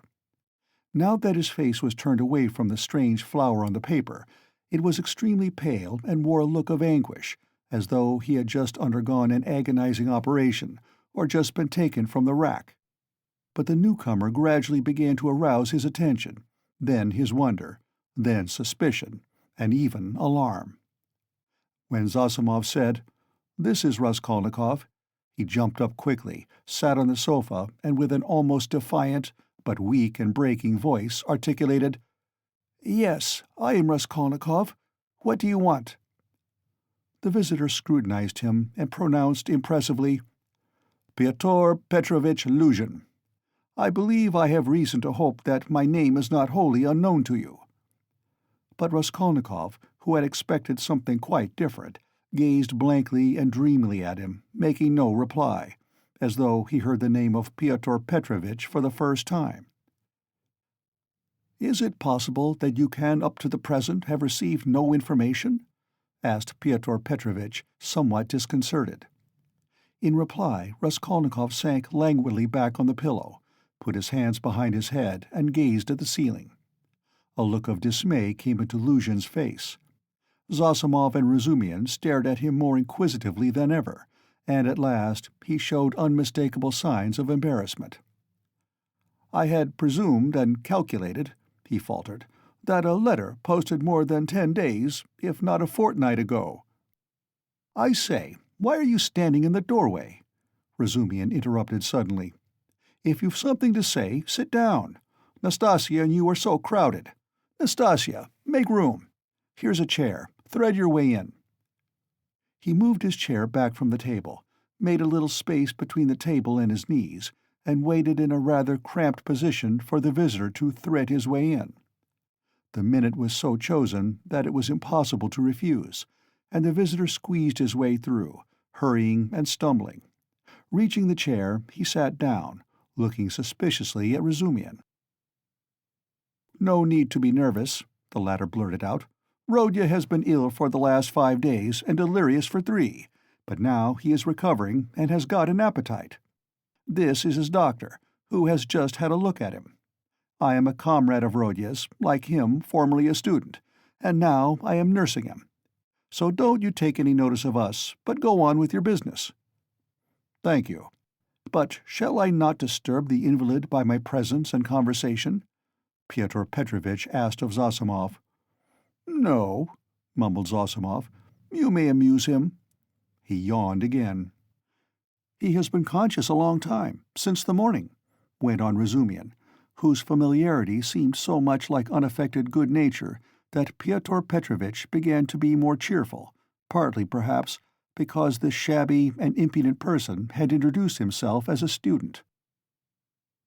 "Your mamma," began Luzhin. "Hm." Razumian cleared his throat loudly. Luzhin looked at him inquiringly. "That's all right. Go on."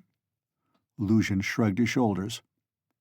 "Your mamma had commenced a letter to you while I was sojourning in her neighborhood. On my arrival here, I purposely allowed a few days to elapse before coming to see you, in order that I might be fully assured that you were in full possession of the tidings. But now, to my astonishment—" I know," Raskolnikov cried suddenly with impatient vexation. "So you are the fiancé. I know, and that's enough." There was no doubt about Pyotr Petrovitch's being offended this time, but he said nothing. He made a violent effort to understand what it all meant. There was a moment's silence. Meanwhile, Raskolnikov, who had turned a little towards him when he answered, began suddenly staring at him again with marked curiosity, as though he had not had a good look at him yet, or as though something new had struck him. He rose from his pillow on purpose to stare at him. There certainly was something peculiar in Pyotr Petrovitch's whole appearance, something which seemed to justify the title of fiancé so unceremoniously applied to him. In the first place, it was evident, far too much so indeed, that Pyotr Petrovitch had made eager use of his few days in the capital to get himself up and rig himself out in expectation of his betrothed, a perfectly innocent and permissible proceeding indeed. Even his own, perhaps too complacent, consciousness of the agreeable improvement in his appearance might have been forgiven in such circumstances, seeing that Pyotr Petrovitch had taken up the role of fiancé. All his clothes were fresh from the tailor's, and were all right, except for being too new and too distinctly appropriate. Even the stylish new round hat had the same significance. Pyotr Petrovitch treated it too respectfully and held it too carefully in his hands. The exquisite pair of lavender gloves, real Louvain, told the same tale, if only from the fact of his not wearing them, but carrying them in his hand for show. Light and youthful colors predominated in Pyotr Petrovitch's attire. He wore a charming summer jacket of a fawn shade, light thin trousers, a waistcoat of the same, new and fine linen, a cravat of the lightest cambric with pink stripes on it, and the best of it was, this all suited Pyotr Petrovitch. His very fresh and even handsome face looked younger than his 45 years at all times. His dark mutton-chop whiskers made an agreeable setting on both sides, growing thickly upon his shining, clean-shaven chin. Even his hair, touched here and there with gray, though it had been combed and curled at a hairdresser's, did not give him a stupid appearance, as curled hair usually does, by inevitably suggesting a German on his wedding day. If there really was something unpleasing and repulsive in his rather good-looking and imposing countenance, it was due to quite other causes. After scanning Mr. Luzhin unceremoniously, Raskolnikov smiled malignantly, sank back on the pillow, and stared at the ceiling as before. But Mr. Luzhin hardened his heart and seemed to determine to take no notice of their oddities. "I feel the greatest regret at finding you in this situation," he began, again breaking the silence with an effort. "If I had been aware of your illness, I should have come earlier. But you know what business is. I have, too, a very important legal affair in the Senate, not to mention other preoccupations which you may well conjecture. I am expecting your mamma and sister any minute." Raskolnikov made a movement and seemed about to speak. His face showed some excitement.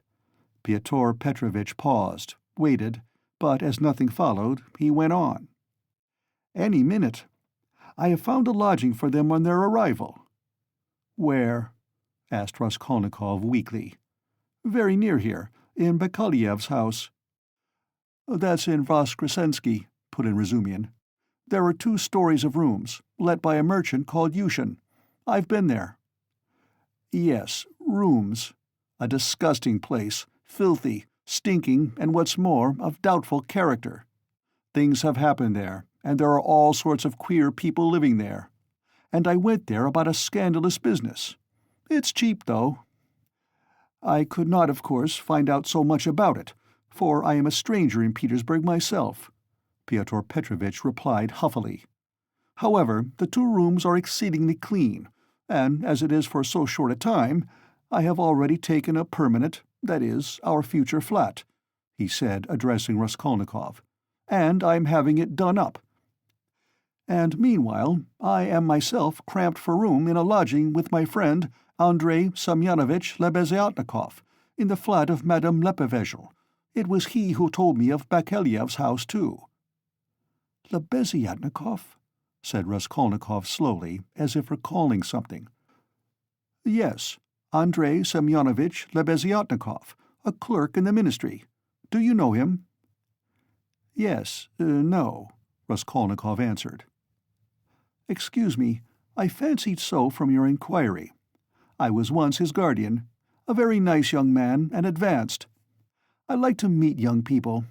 One learns new things from them." Luzhin looked round hopefully at them all. "How do you mean?" asked Razumian.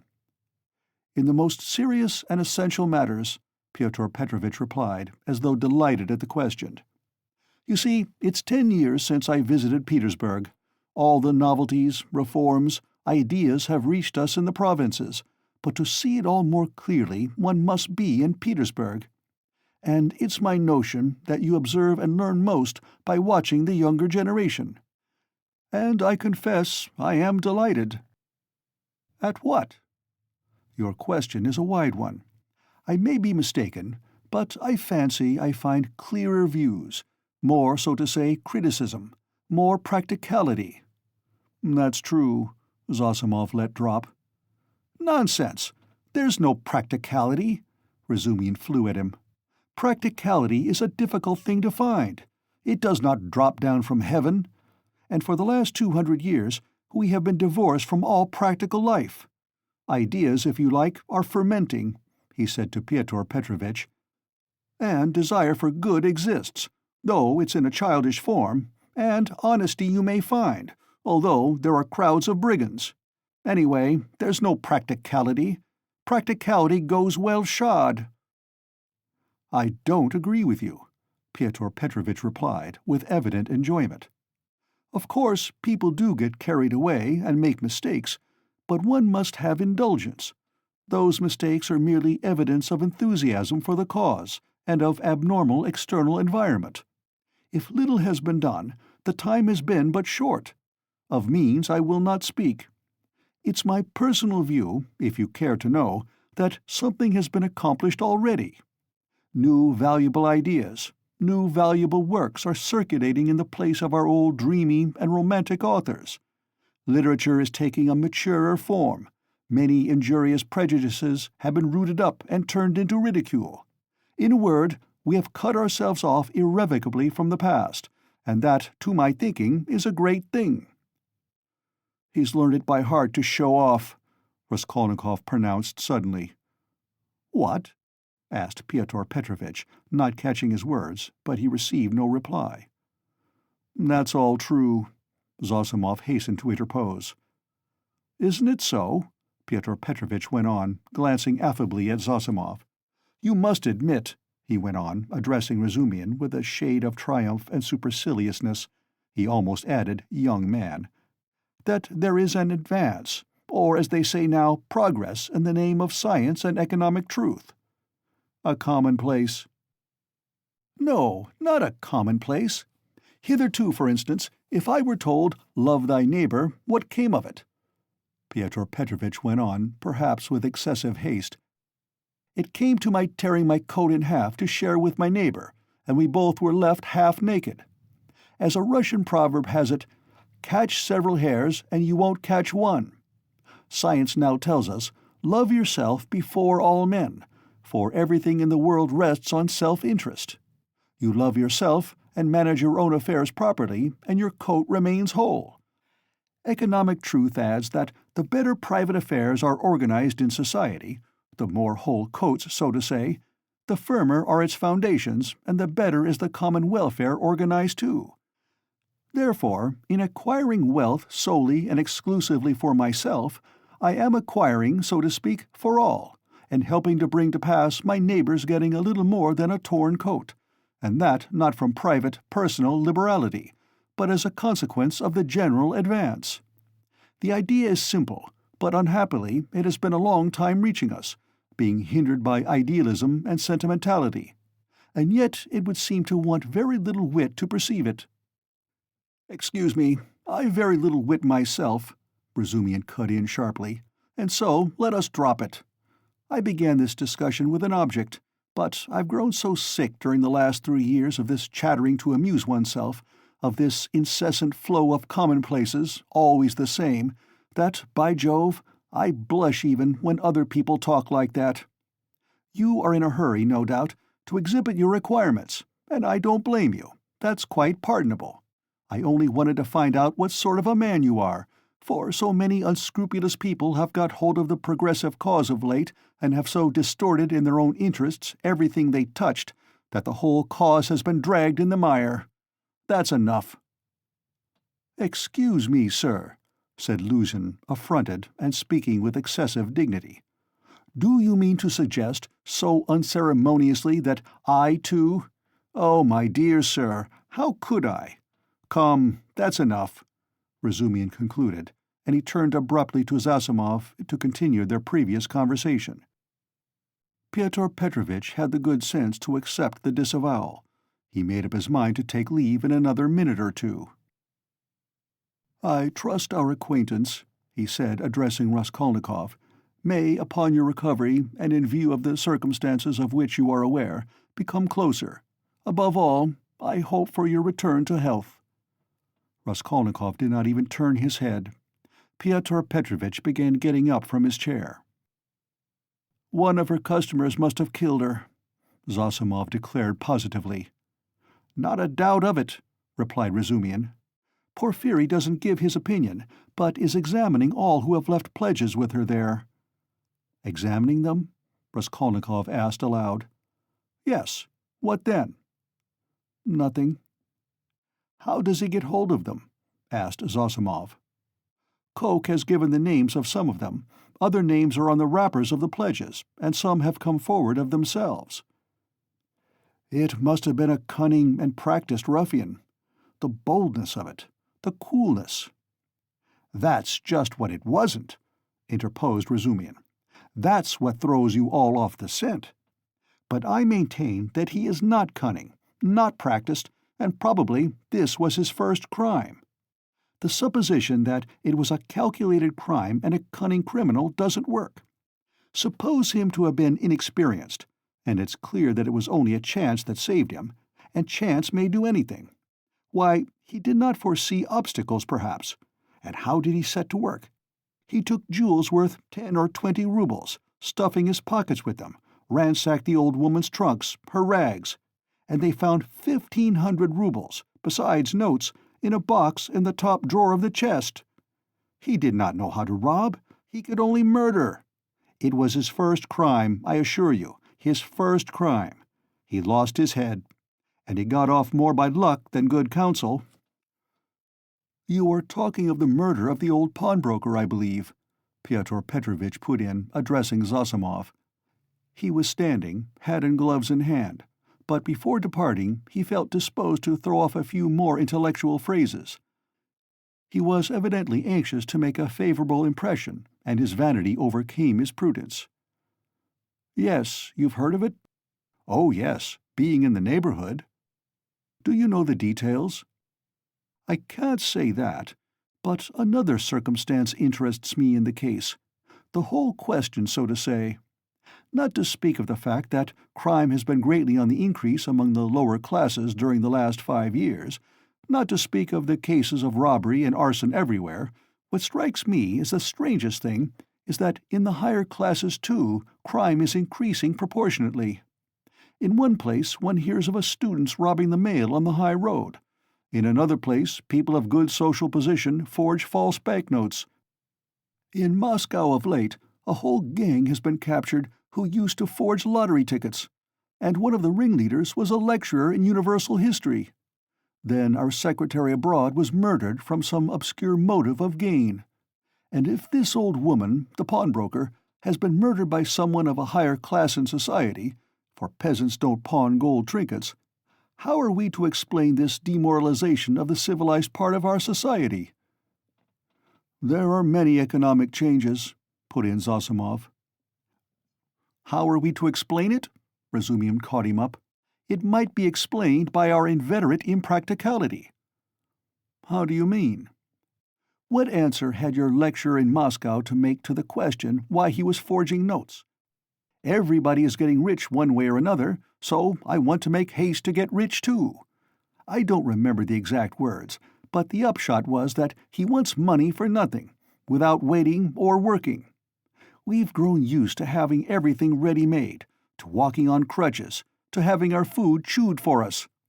Then the great hour struck.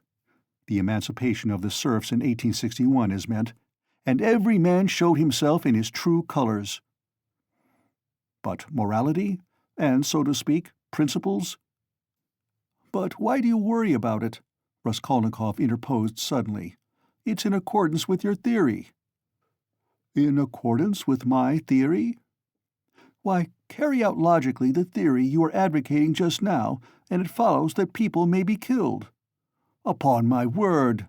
cried Luzhin. "No, that's not so," put in Zossimov. Raskolnikov lay with a white face and twitching upper lip, breathing painfully. "There's a measure in all things," Luzhin went on superciliously. "Economic ideas are not an incitement to murder, and one has but to suppose—" "And is it true," Raskolnikov interposed once more suddenly, again in a voice quivering with fury and delight in insulting him, "is it true that you told your fiancée, within an hour of her acceptance, that what pleased you most was that she was a beggar, because it was better to raise a wife from poverty, so that you may have complete control over her and reproach her with your being her benefactor?" "Upon my word," Luzhin cried wrathfully and irritably, crimson with confusion, "to distort my words in this way— Excuse me, allow me to assure you that the report which has reached you, or rather, let me say, has been conveyed to you, has no foundation in truth, and I suspect who— in a word, this arrow— in a word, your mamma. She seemed to me, in other things, with all her excellent qualities, of a somewhat high-flown and romantic way of thinking. But I was 1,000 miles from supposing that she would misunderstand and misrepresent things in so fanciful a way. And indeed— I tell you what," cried Raskolnikov, raising himself on his pillow and fixing his piercing, glittering eyes upon him, "I tell you what—" "What?" Luzhin stood still, waiting with a defiant and offended face. Silence lasted for some seconds. "Why, if ever again you dare to mention a single word about my mother, I shall send you flying downstairs." "What's the matter with you?" cried Razumian. "So, that's how it is?" Luzhin turned pale and bit his lip. "Let me tell you, sir," he began deliberately, doing his utmost to restrain himself, but breathing hard. "At the first moment I saw you, you were ill-disposed to me, but I remained here on purpose to find out more. I could forgive a great deal in a sick man and a connection, but you— never after this." "I am not ill," cried Raskolnikov. "So much the worse. Go to hell." But Luzhin was already leaving without finishing his speech, squeezing between the table and the chair. Razumian got up this time to let him pass. Without glancing at anyone, and not even nodding to Zossimov, who had for some time been making signs to him to let the sick man alone, he went out, lifting his hat to the level of his shoulders to avoid crushing it as he stooped to go out of the door. And even the curve of his spine was expressive of the horrible insult he had received. "How could you? How could you?" Razumian said, shaking his head in perplexity. "Let me alone! Let me alone, all of you!" Raskolnikov cried in a frenzy. "Will you ever leave off tormenting me? I am not afraid of you. I am not afraid of anyone now. Get away from me. I want to be alone. Alone! "Come along," said Zossimov, nodding to Razumian. "But we can't leave him like this." "Come along," Zossimov repeated insistently, and he went out. Razumian thought a minute and ran to overtake him. "It might be worse not to obey him," said Zossimov on the stairs. "He mustn't be irritated." What's the matter with him? If only he could get some favorable shock, that's what would do it. At first he was better. You know he has got something on his mind, some fixed idea weighing on him. I am very much afraid so. He must have. Perhaps it's that gentleman, Pyotr Petrovitch. From his conversation, I gather he is going to marry his sister, and that he had received a letter about it just before his illness. Yes, confound the man. He may have upset the case altogether. But have you noticed, he takes no interest in anything. He does not respond to anything except one point on which he seems excited. That's the murder? Yes, Razumian agreed. I noticed that too. He is interested, frightened. It gave him a shock on the day he was ill in the police office. He fainted. Tell me more about that this evening, and I'll tell you something afterwards. He interests me very much. In half an hour I'll go and see him again. There'll be no inflammation, though." "Thanks. And I'll wait with Pashenka meantime, and we'll keep watching him through Nastasia." Raskolnikov, left alone, looked with impatience and misery at Nastasia, but she still lingered. "Won't you have some tea now?" she asked. "Later. I am sleepy. Leave me." He turned abruptly to the wall. Nastasia went out. End of Part 2, Chapter 5.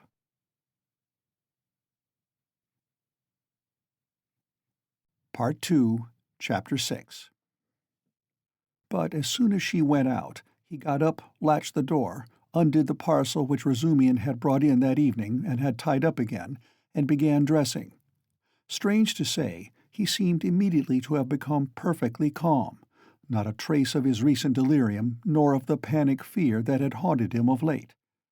It was the first moment of a strange, sudden calm. His movements were precise and definite. A firm purpose was evident in them. "Today, today," he muttered to himself.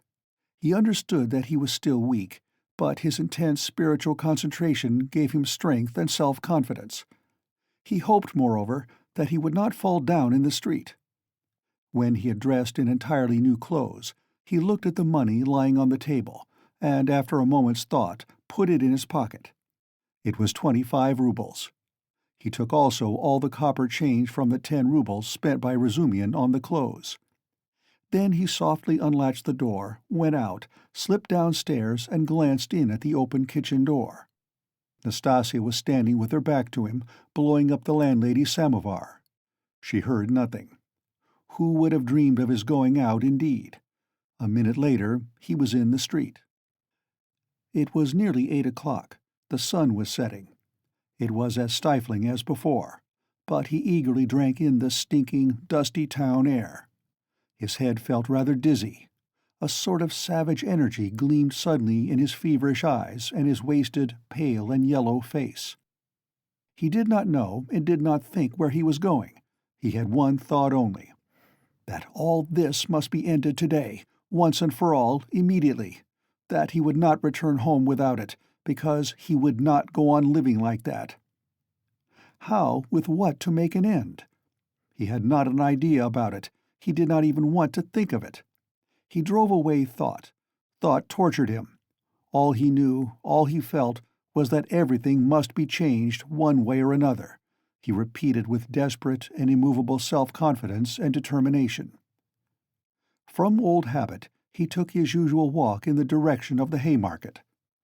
A dark-haired young man with a barrel organ was standing in the road in front of a little general shop and was grinding out a very sentimental song. He was accompanying a girl of 15, who stood on the pavement in front of him. She was dressed up in a crinoline, a mantle, and a straw hat with a flame-colored feather in it, all very old and shabby. In a strong and rather agreeable voice, cracked and coarsened by street singing, she sang in hope of getting a copper from the shop. Raskolnikov joined 2 or 3 listeners, took out a 5-kopeck piece and put it in the girl's hand. She broke off abruptly on a sentimental high note, shouted sharply to the organ grinder, "Come on," and both moved on to the next shop. "Do you like street music?" said Raskolnikov, addressing a middle-aged man standing idly by him. The man looked at him, startled and wondering. "I love to hear singing to a street organ," said Raskolnikov, and his manner seemed strangely out of keeping with the subject. "I like it on cold, dark, damp autumn evenings. They must be damp, when all the passers-by have pale green, sickly faces, or better still, when the wet snow is falling straight down, when there's no wind, you know what I mean? And the street lamps shine through it." "I don't know. Excuse me," muttered the stranger, frightened by the question and Raskolnikov's strange manner, and he crossed over to the other side of the street. Raskolnikov walked straight on and came out at the corner of the Haymarket, where the huckster and his wife had talked with Lizaveta. But they were not there now. Recognizing the place, he stopped, looked round, and addressed a young fellow in a red shirt, who stood gaping before a corn chandler's shop. "Isn't there a man who keeps a booth with his wife at this corner?" "All sorts of people keep booths here," answered the young man, glancing superciliously at Raskolnikov. "What's his name?" "What he was christened." "Aren't you a Zaraïsky man, too? Which province?" The young man looked at Raskolnikov again. "It's not a province, Your Excellency, but a district. Graciously forgive me, Your Excellency." "Is that a tavern at the top there?" "Yes, it's an eating house, and there's a billiard room, and you'll find princesses there, too. La la!" Raskolnikov crossed the square. In that corner there was a dense crowd of peasants. He pushed his way into the thickest part of it, looking at the faces. He felt an unaccountable inclination to enter into conversation with people. But the peasants took no notice of him. They were all shouting in groups together. He stood and thought a little, and took a turning to the right in the direction of V. He had often crossed that little street which turns at an angle, leading from the marketplace to Sadovy Street. Of late he had often felt drawn to wander about this district, when he felt depressed, that he might feel more so. Now he walked along, thinking of nothing. At that point there is a great block of buildings, entirely let out in dram shops and eating houses. Women were continually running in and out, bareheaded and in their indoor clothes. Here and there they gathered in groups on the pavement, especially about the entrances to various festive establishments in the lower stories. From one of these a loud din, sounds of singing, the tinkling of a guitar, and shouts of merriment floated into the street. A crowd of women were thronging round the door. Some were sitting on the steps, others on the pavement, others were standing talking. A drunken soldier, smoking a cigarette, was walking near them in the road, swearing. He seemed to be trying to find his way somewhere, but had forgotten where. One beggar was quarreling with another, and a man dead drunk was lying right across the road. Raskolnikov joined the throng of women, who were talking in husky voices. They were bareheaded and wore cotton dresses and goatskin shoes. There were women of 40, and some not more than 17. Almost all had blackened eyes.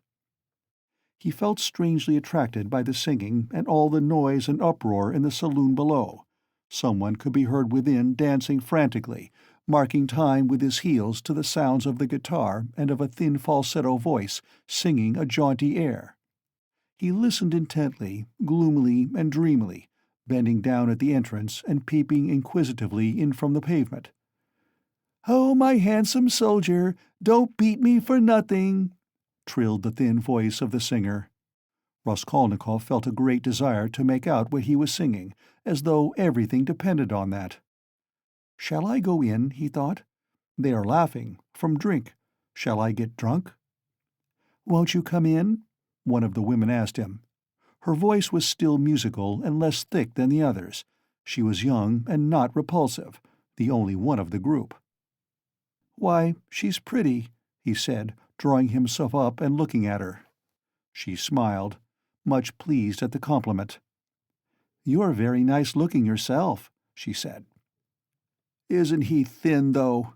observed another woman, in a deep bass. "Have you just come out of a hospital?" "They're all generals' daughters, it seems, but they have all snub noses," interposed a tipsy peasant with a sly smile on his face, wearing a loose coat. "See how jolly they are. Go along with you. I'll go, sweetie." And he darted down into the saloon below. Raskolnikov moved on. "I say, sir," the girl shouted after him. "What is it?" She hesitated. "I'll always be pleased to spend an hour with you, kind gentleman, but now I feel shy. Give me 6 kopecks for a drink, there's a nice young man." Raskolnikov gave her what came first, 15 kopecks. "Ah, what a good-natured gentleman." "What's your name?"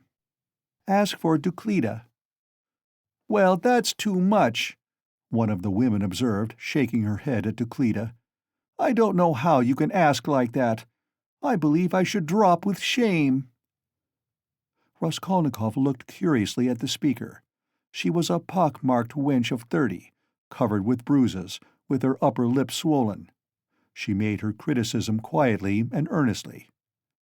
"Where is it," thought Raskolnikov, "where is it I've read that someone condemned to death says or thinks, an hour before his death, that if he had to live on some high rock, on such a narrow ledge that he'd only room to stand, and the ocean, everlasting darkness, everlasting solitude, everlasting tempest around him, if he had to remain standing on a square yard of space all his life, 1,000 years, eternity, it were better to live so than to die at once. Only to live and live. Life, whatever it may be. How true it is. Good God, how true! Man is a vile creature, and vile is he who calls him vile for that," he added a moment later. He went into another street. Bah, the Palais de Cristal. Razumian was just talking of the Palais de Cristal.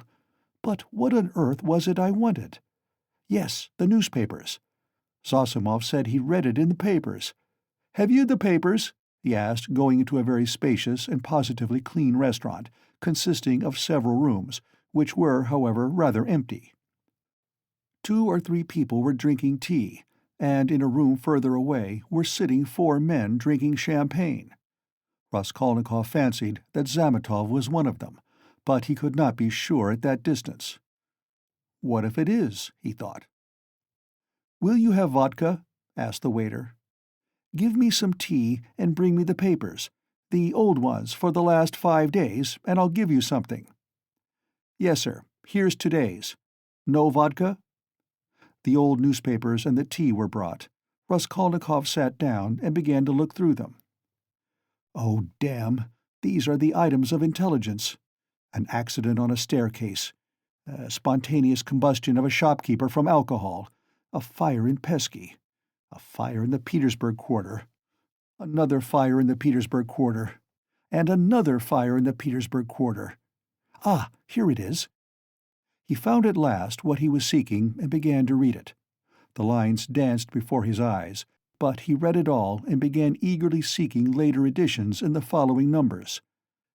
His hands shook with nervous impatience as he turned the sheets. Suddenly, someone sat down beside him at his table. He looked up. It was the head clerk, Zametov, looking just the same, with the rings on his fingers and the watch chain, with the curly black hair, parted and pomaded, with the smart waistcoat, rather shabby coat, and doubtful linen. He was in a good humor, at least he was smiling very gaily and good-humoredly. His dark face was rather flushed from the champagne he had drunk. "What, you here?" he began in surprise, speaking as though he'd known him all his life. "Why, Razumian told me only yesterday you were unconscious. How strange! And do you know I've been to see you?" Raskolnikov knew he would come up to him. He laid aside the papers and turned to Zametov.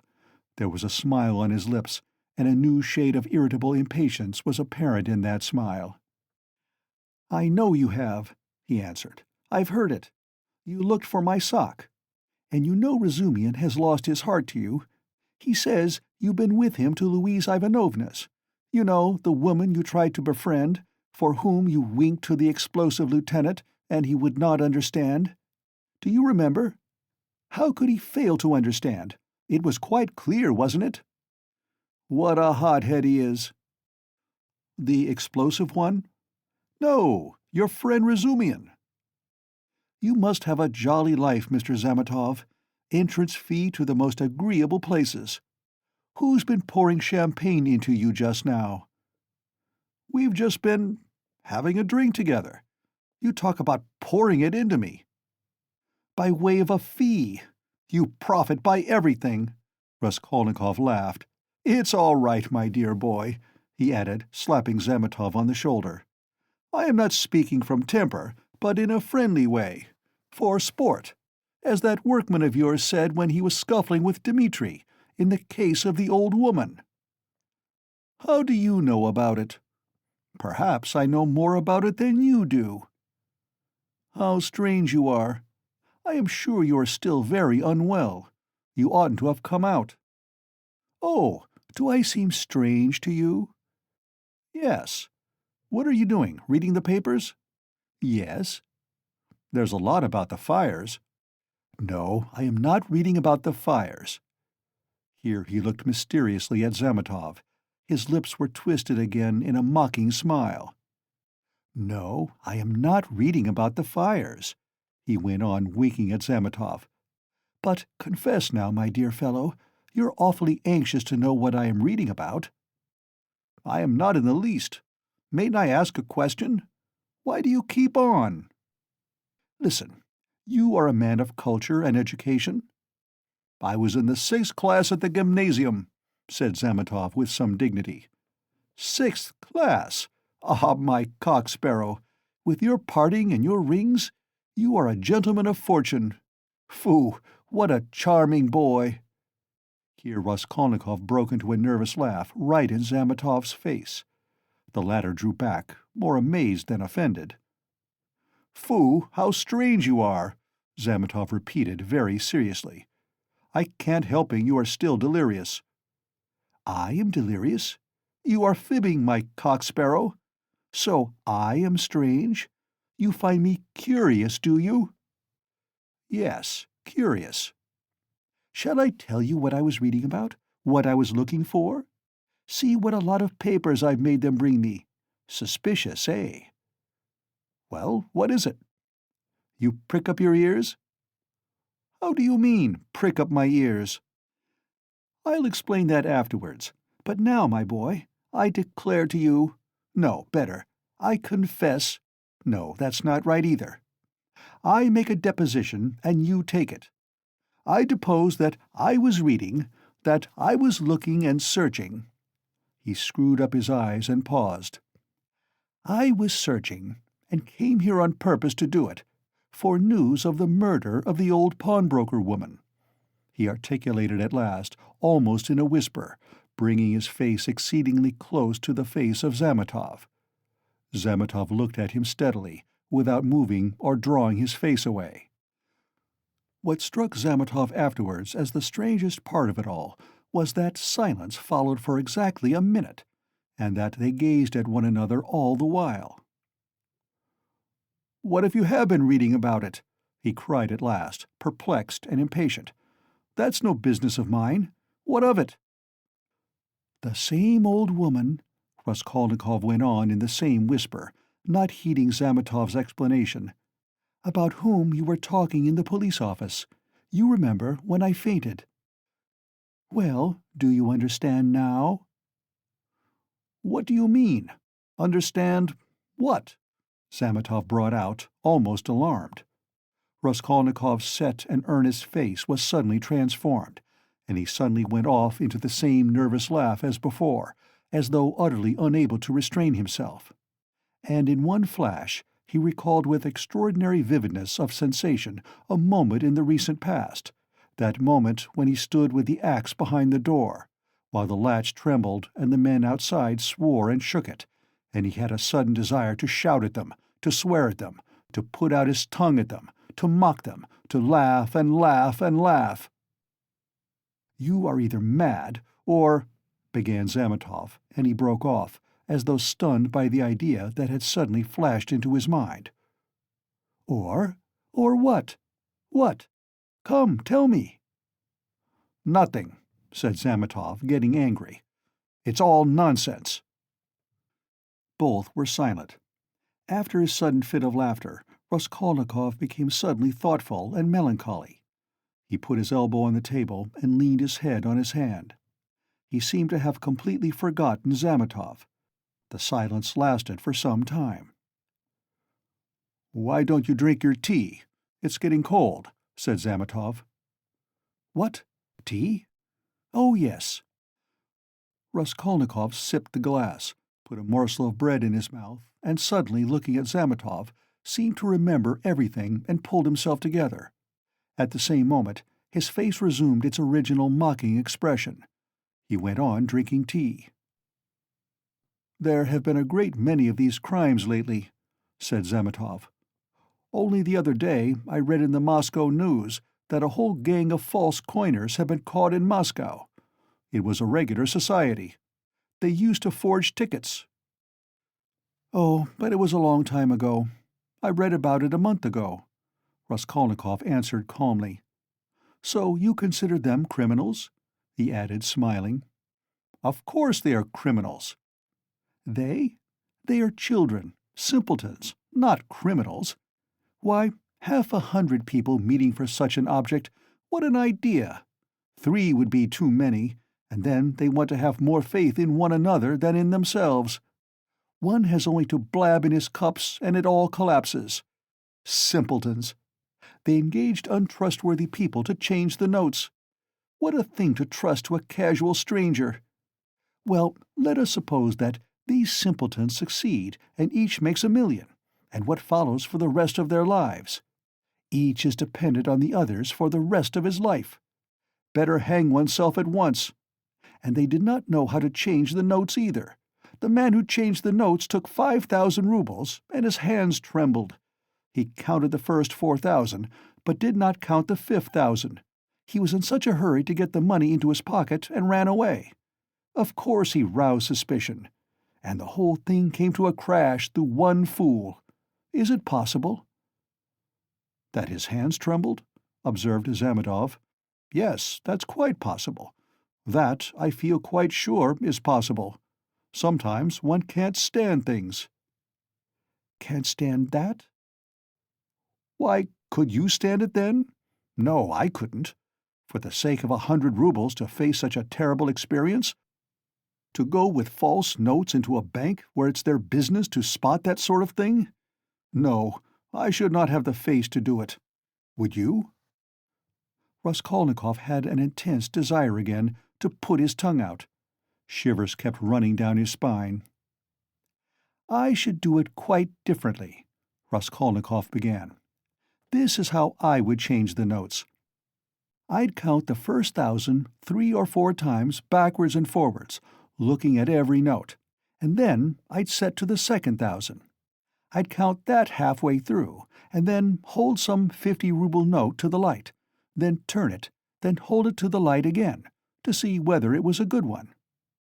I am afraid, I would say, a relation of mine lost 25 rubles the other day through a false note, and then I'd tell them the whole story.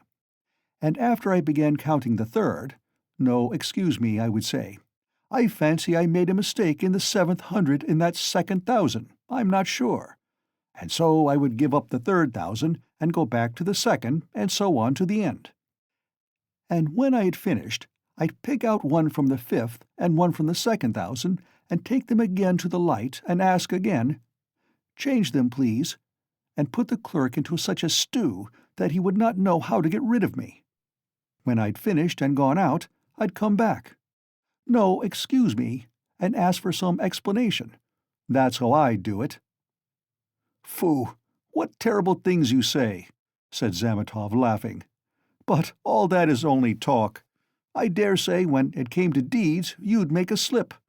I believe that even a practiced, desperate man cannot always reckon on himself, much less you and I. To take an example near home, that old woman murdered in our district. The murderer seems to have been a desperate fellow. He risked everything in open daylight, was saved by a miracle. But his hands shook too. He did not succeed in robbing the place. He couldn't stand it. That was clear from the—" Raskolnikov seemed offended. "Clear? Why don't you catch him, then?" he cried, maliciously jibing at Zametov. "Well, they will catch him." "Who? You? Do you suppose you could catch him? You've a tough job. A great point for you is whether a man is spending money or not. If he had no money and suddenly begins spending, he must be the man, so that any child can mislead you." "The fact is they always do that, though," answered Zametov. "A man will commit a clever murder at the risk of his life, and then at once he goes drinking in a tavern. They are caught spending money. They are not all as cunning as you are. You wouldn't go to a tavern, of course." Raskolnikov frowned and looked steadily at Zametov. "You seem to enjoy the subject, and would like to know how I should behave in that case, too?" he asked with displeasure. "I should like to," Zametov answered firmly and seriously. Somewhat too much earnestness began to appear in his words and looks. "Very much?" "Very much." "All right, then. This is how I should behave," Raskolnikov began, again bringing his face close to Zamitov's, again staring at him and speaking in a whisper, so that the latter positively shuddered. "This is what I should have done. I should have taken the money and jewels. I should have walked out of there and have gone straight to some deserted place with fences round it, and scarcely anyone to be seen, some kitchen garden or place of that sort. I should have looked out beforehand some stone weighing 100 weight or more, which had been lying in the corner from the time the house was built. I would lift that stone, there would sure to be a hollow under it, and I would put the jewels and money in that hole. Then I'd roll the stone back so that it would look as before, would press it down with my foot and walk away. And for a year or two, 3 maybe, I would not touch it. And, well, they could search. There'd be no trace." "You are a madman," said Zamitov, and for some reason he too spoke in a whisper, and moved away from Raskolnikov, whose eyes were glittering. He had turned fearfully pale, and his upper lip was twitching and quivering. He bent down as close as possible to Zamitov, and his lips began to move without uttering a word. This lasted for half a minute. He knew what he was doing, but could not restrain himself. The terrible word trembled on his lips, like the latch on that door. In another moment it will break out. In another moment he will let it go. He will speak out. "And what if it was I who murdered the old woman and Lizaveta?" he said suddenly, and realized what he had done. Zamitov looked wildly at him and turned white as the tablecloth. His face wore a contorted smile. "But is it possible?" he brought out faintly. Raskolnikov looked wrathfully at him. "Own up that you believed it. Yes, you did?" "Not a bit of it. I believe it less than ever now," Zamitov cried hastily. "I've caught my cock-sparrow. So you did believe it before, if now you believe it less than ever." "Not at all," cried Zamitov, obviously embarrassed. "Have you been frightening me so as to lead up to this?" "You don't believe it, then? What were you talking about behind my back when I went out of the police office? And why did the explosive lieutenant question me after I fainted?" "Hey there!" he shouted to the waiter, getting up and taking his cap. "How much?" 30 kopecks, the latter replied, running up. "And there is 20 kopecks for vodka. See what a lot of money!" He held out his shaking hand to Zamitov with notes in it. "Red notes and blue, 25 rubles. Where did I get them? And where did my new clothes come from? You know I had not a kopeck. You've cross-examined my landlady, I'll be bound. Well, that's enough, as it goes, till we meet again." He went out, trembling all over from a sort of wild hysterical sensation, in which there was an element of insufferable rapture. Yet he was gloomy and terribly tired. His face was twisted as after a fit. His fatigue increased rapidly. Any shock, any irritating sensation stimulated and revived his energies at once, but his strength failed as quickly when the stimulus was removed.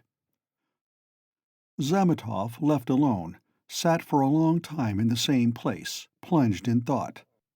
Raskolnikov had unwittingly worked a revolution in his brain on a certain point, and had made up his mind for him conclusively.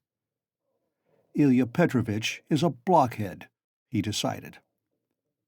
Raskolnikov had hardly opened the door of the restaurant when he stumbled against Razumian on the steps. They did not see each other till they almost knocked against each other. For a moment they stood looking each other up and down. Razumian was greatly astounded. Then anger, real anger, gleamed fiercely in his eyes. "So here you are!" he shouted at the top of his voice. "You ran away from your bed! And here I've been looking for you under the sofa! We went up to the garret. I almost beat Nastasia on your account. And here he is after all. Rodya, what is the meaning of it? Tell me the whole truth. Confess. Do you hear?" "It means that I'm sick to death of you all and I want to be alone. Raskolnikov answered calmly. "Alone? When you are not able to walk? When your face is as white as a sheet, and you are gasping for breath? Idiot! What have you been doing in the Palais de Cristal? Own up at once." "Let me go," said Raskolnikov, and tried to pass him. This was too much for Izumian. He gripped him firmly by the shoulder. "Let you go? You dare tell me to let you go? Do you know what I'll do with you directly? I'll pick you up, tie you in a bundle, carry you home under my arm, and lock you up." "Listen, Izumian," Raskolnikov began quietly, apparently calm. "Can't you see that I don't want your benevolence? A strange desire you have to shower benefits on a man who curses them, who feels them a burden, in fact. Why did you seek me out at the beginning of my illness? Maybe I was very glad to die. Didn't I tell you plainly enough today that you were torturing me, that I was sick of you? You seem to want to torture people. I assure you that all that is seriously hindering my recovery, because it's continually irritating me. You saw Zosimov went away just now to avoid irritating me. You leave me alone too, for goodness sake. What right have you, indeed, to keep me by force? Don't you see that I am in possession of all my faculties now? How can I persuade you not to persecute me with your kindness? I may be ungrateful, I may be mean. Only let me be. For God's sake, let me be.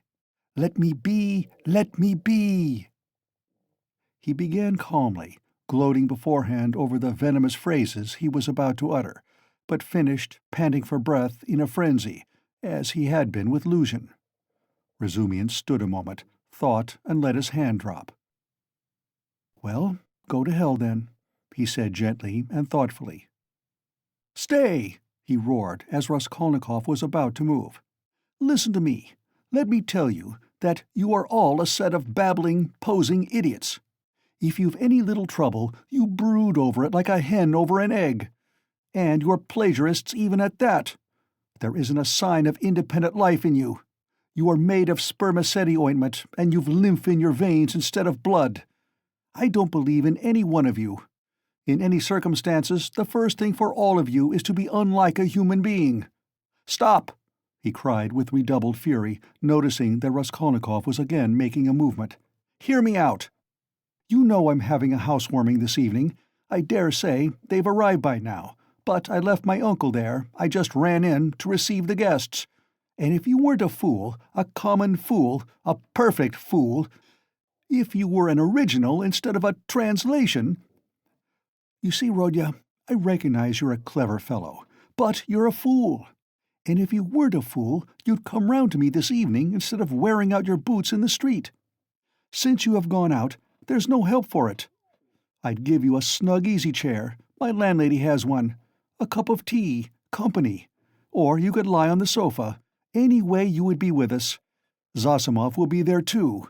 Will you come?" "No." "Rubbish!" Razumian shouted, out of patience.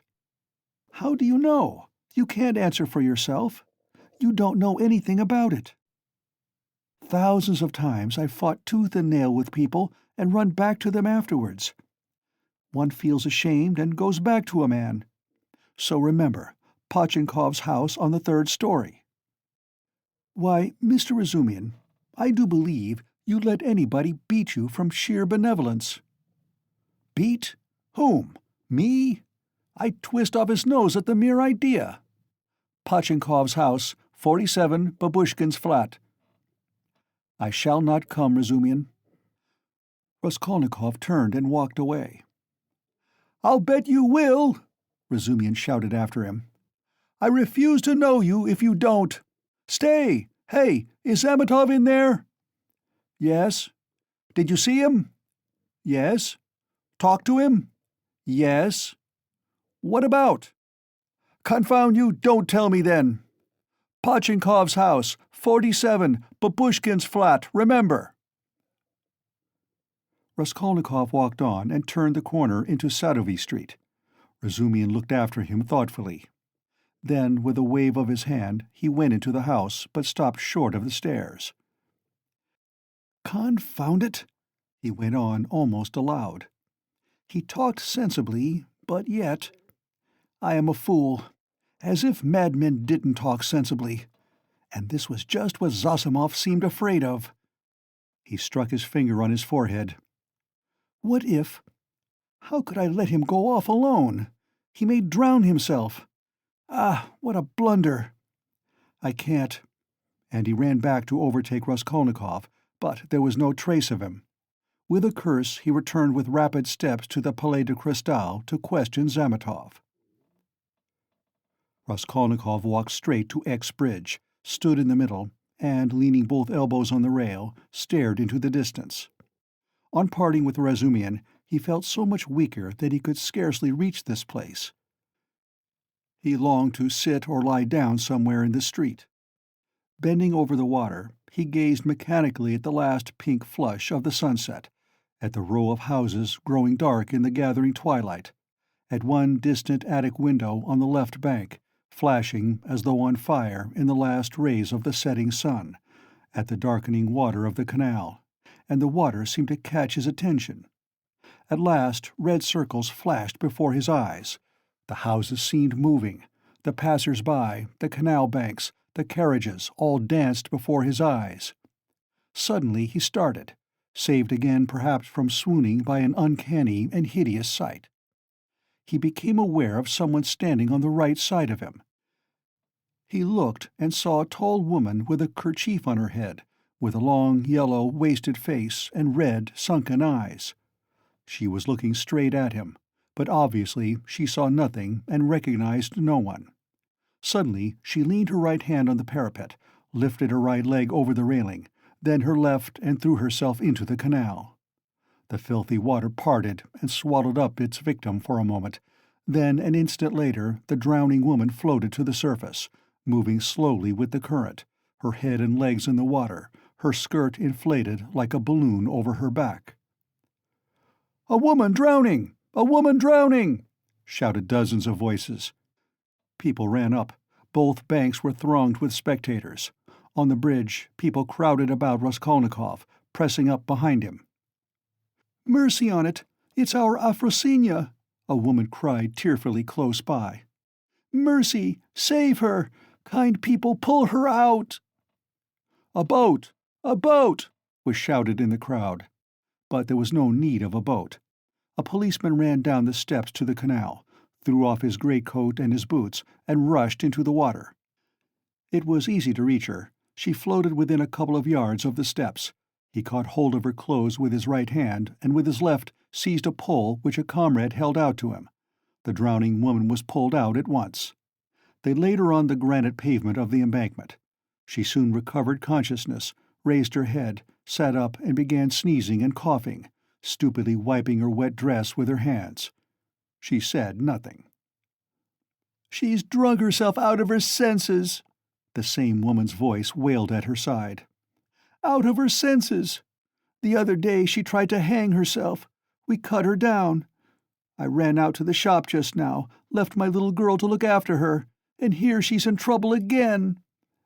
A neighbor, gentlemen, a neighbor. We live close by. The second house from the end. See, yonder." The crowd broke up. The police still remained round the woman. Someone mentioned the police station. Raskolnikov looked on with a strange sensation of indifference and apathy. He felt disgusted. "No, that's loathsome. Water. It's not good enough," he muttered to himself. "Nothing will come of it," he added. "No use to wait. What about the police office? And why isn't Zametov at the police office? The police office is open till 10 o'clock. He turned his back to the railing and looked about him. "Very well, then," he said resolutely. He moved from the bridge and walked in the direction of the police office. His heart felt hollow and empty. He did not want to think. Even his depression had passed. There was not a trace now of the energy with which he had set out to make an end of it all. Complete apathy had succeeded to it. "Well, it's a way out of it," he thought, walking slowly and listlessly along the canal bank. "Anyway, I'll make an end, for I want to. But is it a way out? What does it matter? There'll be the square yard of space. Ha! But what an end! Is it really the end? Shall I tell them or not? Ah, damn, how tired I am. If I could find somewhere to sit or lie down soon. What I am most ashamed of is its being so stupid. But I don't care about that either. What idiotic ideas come into one's head? To reach the police office, he had to go straight forward and take the second turning to the left. It was only a few paces away. But at the first turning he stopped, and, after a minute's thought, turned into a side street and went 2 streets out of his way, possibly without any object, or possibly to delay a minute and gain time. He walked, looking at the ground. Suddenly, someone seemed to whisper in his ear. He lifted his head and saw that he was standing at the very gate of the house. He had not passed it. He had not been near it since that evening. An overwhelming, unaccountable prompting drew him on. He went into the house, passed through the gateway, then into the first entrance on the right, and began mounting the familiar staircase to the 4th story. The narrow, steep staircase was very dark. He stopped at each landing and looked round him with curiosity. On the first landing, the framework of the window had been taken out. That wasn't so, then, he thought. Here was the flat on the 2nd story where Nikolai and Dmitri had been working. It's shut up, and the door newly painted. So it's to let. Then the 3rd story and the 4th. Here. He was perplexed to find the door of the flat wide open. There were men there. He could hear voices. He had not expected that. After brief hesitation, he mounted the last stairs and went into the flat. It, too, was being done up. There were workmen in it. This seemed to amaze him. He somehow fancied that he would find everything as he had left it, even, perhaps, the corpses in the same places on the floor. And now, bare walls, no furniture. It seemed strange. He walked to the window and sat down on the window-sill. There were 2 workmen, both young fellows, but one much younger than the other. They were papering the walls with a new white paper covered with lilac flowers, instead of the old, dirty yellow one. Raskolnikov, for some reason, felt horribly annoyed by this. He looked at the new paper with dislike, as though he felt sorry to have it all so changed. The workmen had obviously stayed beyond their time, and now they were hurriedly rolling up their paper and getting ready to go home. They took no notice of Raskolnikov's coming in. They were talking. Raskolnikov folded his arms and listened. "She comes to me in the morning," said the elder to the younger, "very early, all dressed up. 'Why are you preening and prinking?' says I. 'I am ready to do anything to please you, Tit Vassilitch.' That's a way of going on, and she dressed up like a regular fashion book." "And what is a fashion book?" the younger one asked. He obviously regarded the other as an authority. "A fashion book is a lot of pictures, colored, and they come to the tailors here every Saturday, by post from abroad, to show folks how to dress, the male sex as well as the female. They're pictures. The gentlemen are generally wearing fur coats, and for the ladies' fluffles, they're beyond anything you can fancy." "There's nothing you can't find in Petersburg," the younger cried enthusiastically. "Except father and mother, there's everything." "Except them, there's everything to be found, my boy," the elder declared sententiously. Raskolnikov got up and walked into the other room, where the strong box, the bed, and the chest of drawers had been. The room seemed to him very tiny without furniture in it. The paper was the same. The paper in the corner showed where the case of icons had stood. He looked at it and went to the window. The elder workman looked at him askance. "What do you want?" he asked suddenly. Instead of answering, Raskolnikov went into the passage and pulled the bell. The same bell, the same cracked note. He rang it a second and a third time. He listened and remembered. The hideous and agonizingly fearful sensation he had felt then began to come back more and more vividly. He shuddered at every ring, and it gave him more and more satisfaction. "Well, what do you want? Who are you?" the workman shouted, going out to him. Raskolnikov went inside again. "I want to take a flat," he said. "I am looking round." "It's not the time to look at rooms at night, and you ought to come up with the porter."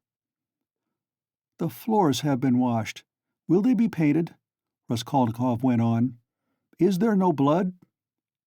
"What blood?" "Why, the old woman and her sister were murdered here. There was a perfect pool there." "But who are you?" the workman cried, uneasy. "Who am I?" "Yes." "You want to know? Come to the police station. I'll tell you." The workman looked at him in amazement. "It's time for us to go. We are late. Come along, Alyoshka. We must lock up," said the elder workman. "Very well, come along," said Raskolnikov indifferently, and, going out first, he went slowly downstairs. "Hey, porter!" he cried in the gateway. At the entrance several people were standing, staring at the passers-by. The two porters, a peasant woman, a man in a long coat, and a few others. Raskolnikov went straight up to them. "What do you want?" asked one of the porters. "Have you been to the police office?" "I've just been there. What do you want?" "Is it open?" "Of course." "Is the assistant there?" "He was there for a time.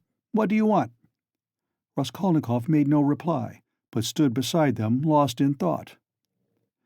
"He's been to look at the flat," said the elder workman, coming forward. "Which flat?" "Where we are at work. 'Why have you washed away the blood?' says he. 'There has been a murder here,' says he, 'and I've come to take it.' And he began ringing at the bell, all but broke it. 'Come to the police station,' says he. 'I'll tell you everything there.' He wouldn't leave us." The porter looked at Raskolnikov, frowning and perplexed. "Who are you?" he shouted as impressively as he could.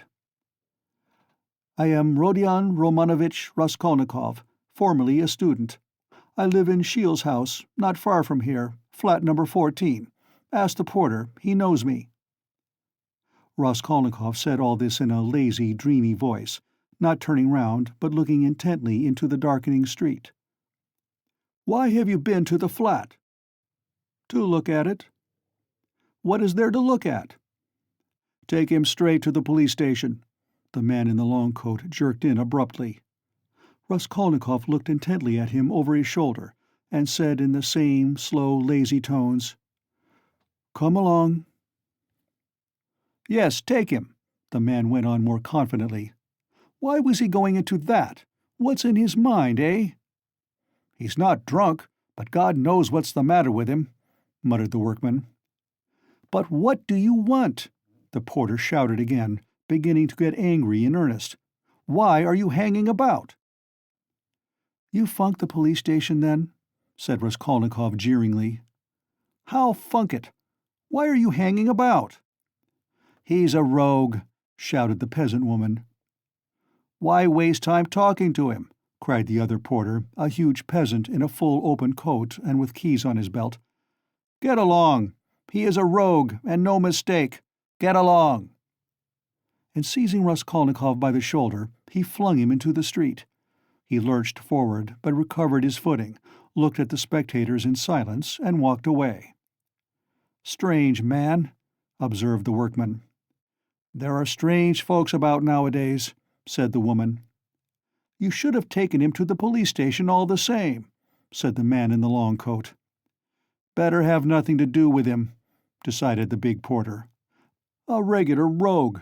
Just what he wants, you may be sure, but once you take him up, you won't get rid of him. We know the sort." "Shall I go there or not?" thought Raskolnikov, standing in the middle of the thoroughfare at the crossroads, and he looked about him as though expecting from someone a decisive word. But no sound came, all was dead and silent like the stones on which he walked, dead to him alone. All at once, at the end of the street, 200 yards away, in the gathering dusk, he saw a crowd and heard talk and shouts. In the middle of the crowd stood a carriage. A light gleamed in the middle of the street. "What is it?" Raskolnikov turned to the right and went up to the crowd. He seemed to clutch at everything, and smiled coldly when he recognized it, for he had fully made up his mind to go to the police station and knew that it would all soon be over. End of Part 2, Chapter 6.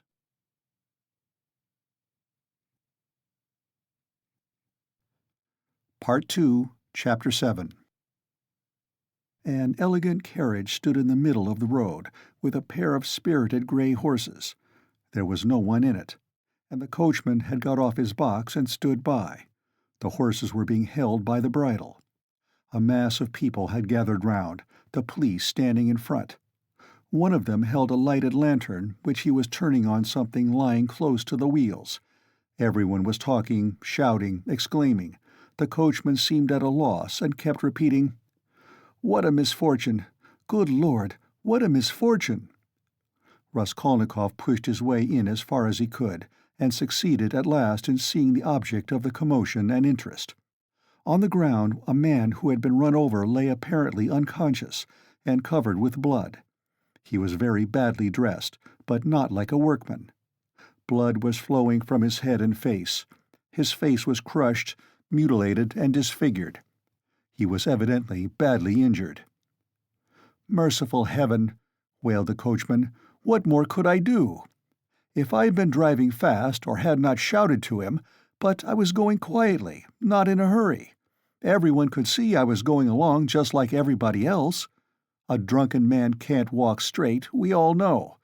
I saw him crossing the street, staggering and almost falling. I shouted again, and a second and a third time. Then I held the horses in, but he fell straight under their feet. Either he did it on purpose, or he was very tipsy. The horses are young and ready to take fright. They started. He screamed. That made them worse. That's how it happened." "That's just how it was," a voice in the crowd confirmed. "He shouted, that's true. He shouted 3 times," another voice declared. "3 times it was, we all heard it," shouted a third. But the coachman was not very much distressed and frightened. It was evident that the carriage belonged to a rich and important person who was awaiting it somewhere. The police, of course, were in no little anxiety to avoid upsetting his arrangements. All they had to do was to take the injured man to the police station and the hospital. No one knew his name. Meanwhile, Raskolnikov had squeezed in and stooped closer over him. The lantern suddenly lighted up the unfortunate man's face. He recognized him. "I know him! I know him!" he shouted, pushing to the front. "It's a government clerk retired from the service, Marmeladov. He lives close by in Kozel's house. Make haste for a doctor. I will pay, see?" He pulled money out of his pocket and showed it to the policeman. He was in violent agitation. The police were glad that they had found out who the man was.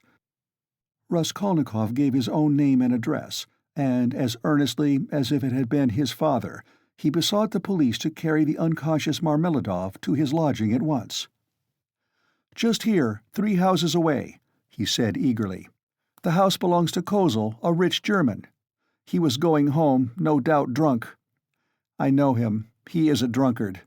He has a family there, a wife, children. He has 1 daughter. It will take time to take him to the hospital, and there is sure to be a doctor in the house. I'll pay. At least he will be looked after at home. They will help him at once. But he'll die before you get him to the hospital." He managed to slip something unseen into the policeman's hand. But the thing was straightforward and legitimate, and in any case, help was closer here. They raised the injured man. People volunteered to help. Kozel's house was 30 yards away. Raskolnikov walked behind, carefully holding Marmeladov's head and showing the way. This way. We must take him upstairs head foremost. Turn round. I'll pay. I'll make it worth your while," he muttered. Katerina Ivanovna had just begun, as she always did at every free moment, walking to and fro in her little room from window to stove and back again, with her arms folded across her chest, talking to herself and coughing. Of late she had begun to talk more than ever to her eldest girl, Polenka, a child of 10, who, though there was much she did not understand, understood very well that her mother needed her, and so always watched her with her big clever eyes and strove her utmost to appear to understand. This time Polenka was undressing her little brother, who had been unwell all day and was going to bed. The boy was waiting for her to take off his shirt, which had to be washed at night.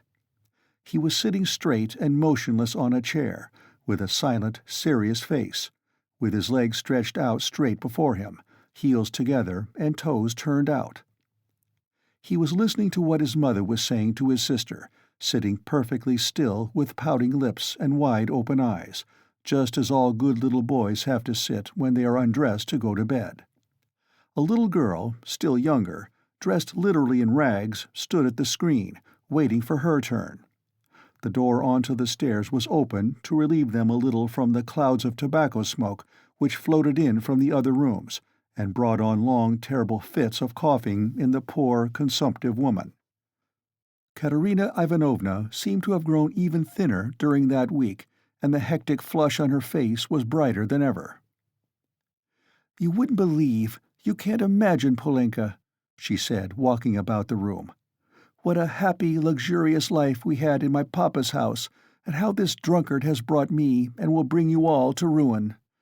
Papa was a civil colonel and only a step from being a governor, so that everyone who came to see him said, 'We look upon you, Ivan Mihalovitch, as our governor.' When—" She coughed violently. "Oh, cursed life!" she cried, clearing her throat and pressing her hands to her breast. When at the last ball, at the Marshal's, Princess Besmelny saw me, who gave me the blessing when your father and I were married, Polenka. She asked at once, 'Isn't that the pretty girl who danced the shawl dance at the breaking up? You must mend that tear. You must take your needle and darn it as I showed you, or tomorrow—' Cough, cough, cough! He will make the hole bigger," she articulated with effort. "Prince Shigolskoy, a hammer-junker, had just come from Pittsburgh then. He danced the mazurka with me and wanted to make me an offer next day, but I thanked him in flattering expressions and told him that my heart had long been another's. That other was your father, Polya. Papa was fearfully angry. Is the water ready? Give me the shirt and the stockings. Lida," said she to the youngest one, "you must manage without your chemise tonight, and lay your stockings out with it. I'll wash them together. How is it that drunken vagabond doesn't come in? He has worn his shirt till it looks like a dishclout. He has torn it to rags. I do it all together, so as to not have to work 2 nights running. Oh, dear! Cough, cough, cough, cough! Again! What's this?" she cried, noticing a crowd in the passage, and the men who were pushing into her room, carrying a burden. "What is it? What are they bringing? Mercy on us!" "Where are we to put him?" asked the policeman, looking round when Marmeladov, unconscious and covered with blood, had been carried in. "On the sofa. Put him straight on the sofa, with his head this way," Raskolnikov showed him. "Run over in the road. Drunk!" someone shouted in the passage. Katerina Ivanovna stood, turning white and gasping for breath. The children were terrified. Little Lida screamed, rushed to Polenka and clutched at her, trembling all over. Having laid Marmeladov down, Raskolnikov flew to Katerina Ivanovna. "For God's sake, be calm. Don't be frightened," he said, speaking quickly. "He was crossing the road and was run over by a carriage. Don't be frightened. He will come too. I told them to bring here. I've been here already, you remember? He will come too. I'll pay." "He's done it this time!" Katerina Ivanovna cried despairingly, and she rushed to her husband. Raskolnikov noticed at once that she was not one of those women who swoon easily. She instantly placed under the luckless man's head a pillow, which no one had thought of, and began undressing and examining him. She kept her head, forgetting herself, biting her trembling lips and stifling the screams which were ready to break from her. Raskolnikov, meanwhile, induced someone to run for a doctor. There was a doctor, it appeared, next door but one. "I've sent for a doctor," he kept assuring Katerina Ivanovna. "Don't be uneasy. I'll pay. Haven't you water? And give me a napkin or a towel, anything, as quick as you can. He is injured, but not killed, believe me. We shall see what the doctor says." Katerina Ivanovna ran to the window. There, on a broken chair in the corner, a large earthenware basin full of water had been stood, in readiness for washing her children's and husband's linen that night. This washing was done by Katerina Ivanovna at night at least twice a week, if not oftener. For the family had come to such a pass that they were practically without change of linen, and Katerina Ivanovna could not endure uncleanliness, and rather than see dirt in the house, she preferred to wear herself out at night, working beyond her strength when the rest were asleep, so as to get the wet linen hung on a line and dry by the morning. She took up the basin of water at Raskolnikov's request, but almost fell down with her burden. But the latter had already succeeded in finding a towel, wetted it, and began washing the blood off Marmeladov's face. Katerina Ivanovna stood by, breathing painfully and pressing her hands to her breast. She was in need of attention herself. Raskolnikov began to realize that he might have made a mistake in having the injured man brought here. The policeman, too, stood in hesitation. "Polenka!" cried Katerina Ivanovna. "Run to Sonia. Make haste. If you don't find her at home, leave word that her father has been run over and that she is to come here at once, when she comes in. Run, Polenka. There, put on the shawl." "Run your fastest!" cried the little boy on the chair suddenly, after which he relapsed into the same dumb rigidity, with round eyes, his heels thrust forward, and his toes spread out. Meanwhile, the room had become so full of people that you couldn't have dropped a pin. The policemen left, all except one, who remained for a time, trying to drive out the people who came in from the stairs. Almost all Madame Lippeveshel's lodgers had streamed in from the inner rooms of the flat. At first they were squeezed together in the doorway, but afterwards they overflowed into the room. Katerina Ivanovna flew into a fury. "You might let him die in peace, at least," she shouted at the crowd. "Is it a spectacle for you to gape at? With cigarettes?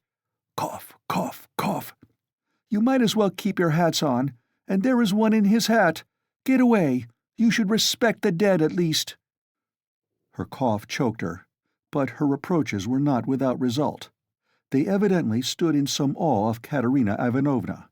The lodgers, one after another, squeezed back into the doorway with that strange inner feeling of satisfaction which may be observed in the presence of a sudden accident, even in those nearest and dearest to the victim, from which no living man is exempt, even in spite of the sincerest sympathy and compassion.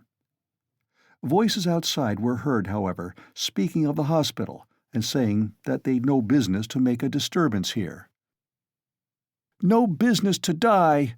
cried Katerina Ivanovna, and she was rushing to the door to vent her wrath upon them, but in the doorway came face to face with Madame Lippeveshel, who had only just heard of the accident and ran in to restore order. She was a particularly quarrelsome and irresponsible German. "Ah, my God!" she cried, clasping her hands. "Your husband drunken horses have trampled. To the hospital with him. I am the landlady." "Amelia Ludwigovna, I beg you to recollect what you are saying," Katerina Ivanovna began haughtily. She always took a haughty tone with the landlady, that she might remember her place, and even now could not deny herself this satisfaction. "Amelia Ludwigovna, I have you once before told you to call me Amelia Ludwigovna you may not dare. I am Amelia Ivanovna."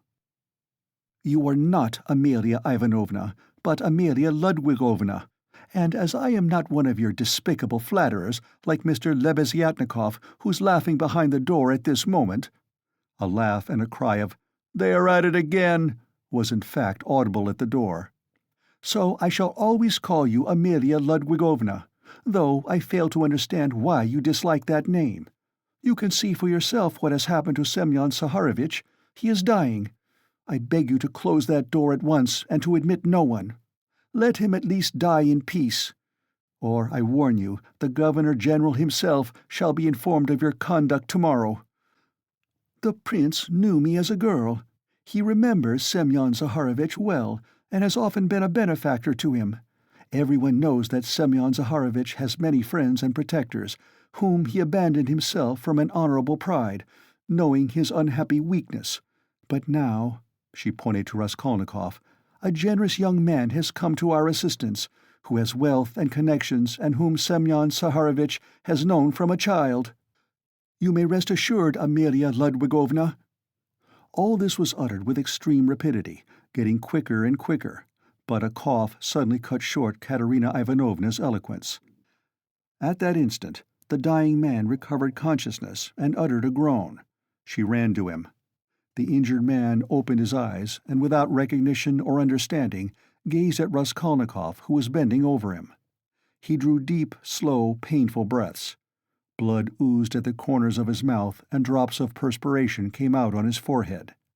Not recognizing Raskolnikov, he began looking round uneasily. Katerina Ivanovna looked at him with a sad but stern face, and tears trickled from her eyes. "My God, his whole chest is crushed. How he is bleeding," she said in despair. "We must take off his clothes. Turn a little, Semyon Zaharovitch, if you can," she cried to him. Marmeladov recognized her. "A priest," he articulated huskily. Katerina Ivanovna walked to the window, laid her head against the window frame, and exclaimed in despair, "Oh, cursed life!" "A priest," the dying man said again after a moment's silence. "They have gone for him," Katerina Ivanovna shouted to him. He obeyed her shout and was silent. With sad and timid eyes, he looked for her. She returned and stood by his pillow. He seemed a little easier, but not for long. Soon his eyes rested on little Lida, his favorite, who was shaking in the corner, as though she were in a fit, and staring at him with her wondering, childish eyes. "Ah!" He signed towards her uneasily. He wanted to say something. "What now?" cried Katerina Ivanovna. "Barefoot, barefoot," he muttered, indicating with frenzied eyes the child's bare feet. "Be silent!" Katerina Ivanovna cried irritably. "You know why she is barefooted." "Thank God, the doctor!" exclaimed Raskolnikov, relieved. The doctor came in, a precise little old man, a German, looking about him mistrustfully. He went up to the sick man, took his pulse, carefully felt his head, and with the help of Katerina Ivanovna he unbuttoned the blood-stained shirt, and bared the injured man's chest. It was gashed, crushed, and fractured. Several ribs on the right side were broken. On the left side, just over the heart, was a large, sinister-looking yellowish-black bruise, a cruel kick from the horse's hoof. The doctor frowned. The policeman told him that he was caught in the wheel and turned round with it for 30 yards on the road. "It's wonderful that he has recovered consciousness," the doctor whispered softly to Raskolnikov. "What do you think of him?" he asked. "He will die immediately." "Is there really no hope?" "Not the faintest. He is at the last gasp. His head is badly injured, too. I could bleed him if you like, but it would be useless. He is bound to die within the next 5 or 10 minutes. "Better bleed him, then." "If you like, but I warn you it will be perfectly useless." At that moment, other steps were heard. The crowd in the passage parted, and the priest, a little grey old man, appeared in the doorway bearing the sacrament. A policeman had gone for him at the time of the accident. The doctor changed places with him, exchanging glances with him. Raskolnikov begged the doctor to remain a little while. He shrugged his shoulders and remained. All stepped back. The confession was soon over. The dying man probably understood little. He could only utter indistinct, broken sounds. Katerina Ivanovna took little Lida, lifted the boy from the chair, knelt down in the corner by the stove, and made the children kneel in front of her. The little girl was still trembling, but the boy, kneeling on his little bare knees, lifted his hand rhythmically, crossing himself with precision, and bowed down, touching the floor with his forehead, which seemed to afford him especial satisfaction. Katerina Ivanovna bit her lips and held back her tears. She prayed too now, and then, pulling straight the boy's shirt, and managed to cover the girl's bare shoulders with a kerchief, which she took from the chest without rising from her knees or ceasing to pray. Meanwhile, the door from the inner rooms was opened inquisitively again.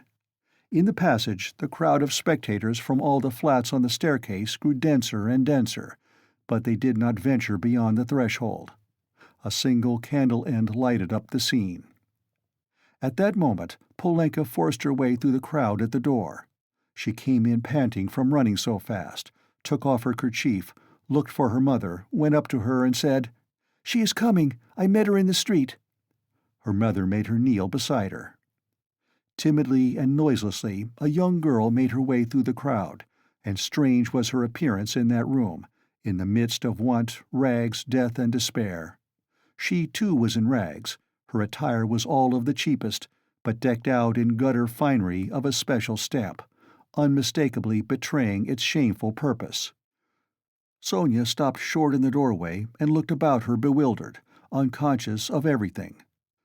She forgot her fourth-hand, gaudy silk dress, so unseemly here with its ridiculous long train, and her immense crinoline that filled up the whole doorway, and her light-colored shoes, and the parasol she brought with her, though it was no use at night, and the absurd round straw hat with its flaring, flame-colored feather.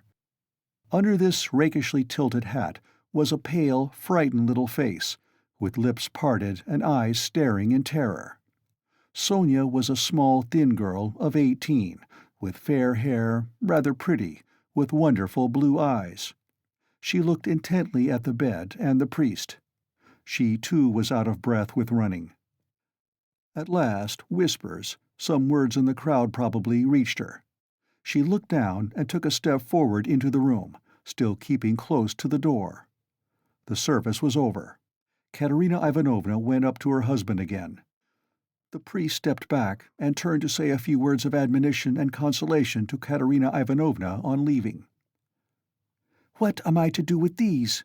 she interrupted sharply and irritably, pointing to the little ones. "God is merciful. Look to the Most High for succor," the priest began. "Ah, he is merciful, but not to us." "That's a sin, madam," observed the priest, shaking his head. "And isn't that a sin?" cried Katerina Ivanovna, pointing to the dying man. "Perhaps those who have involuntarily caused the accident will agree to compensate you, at least for the loss of his earnings." "You don't understand!"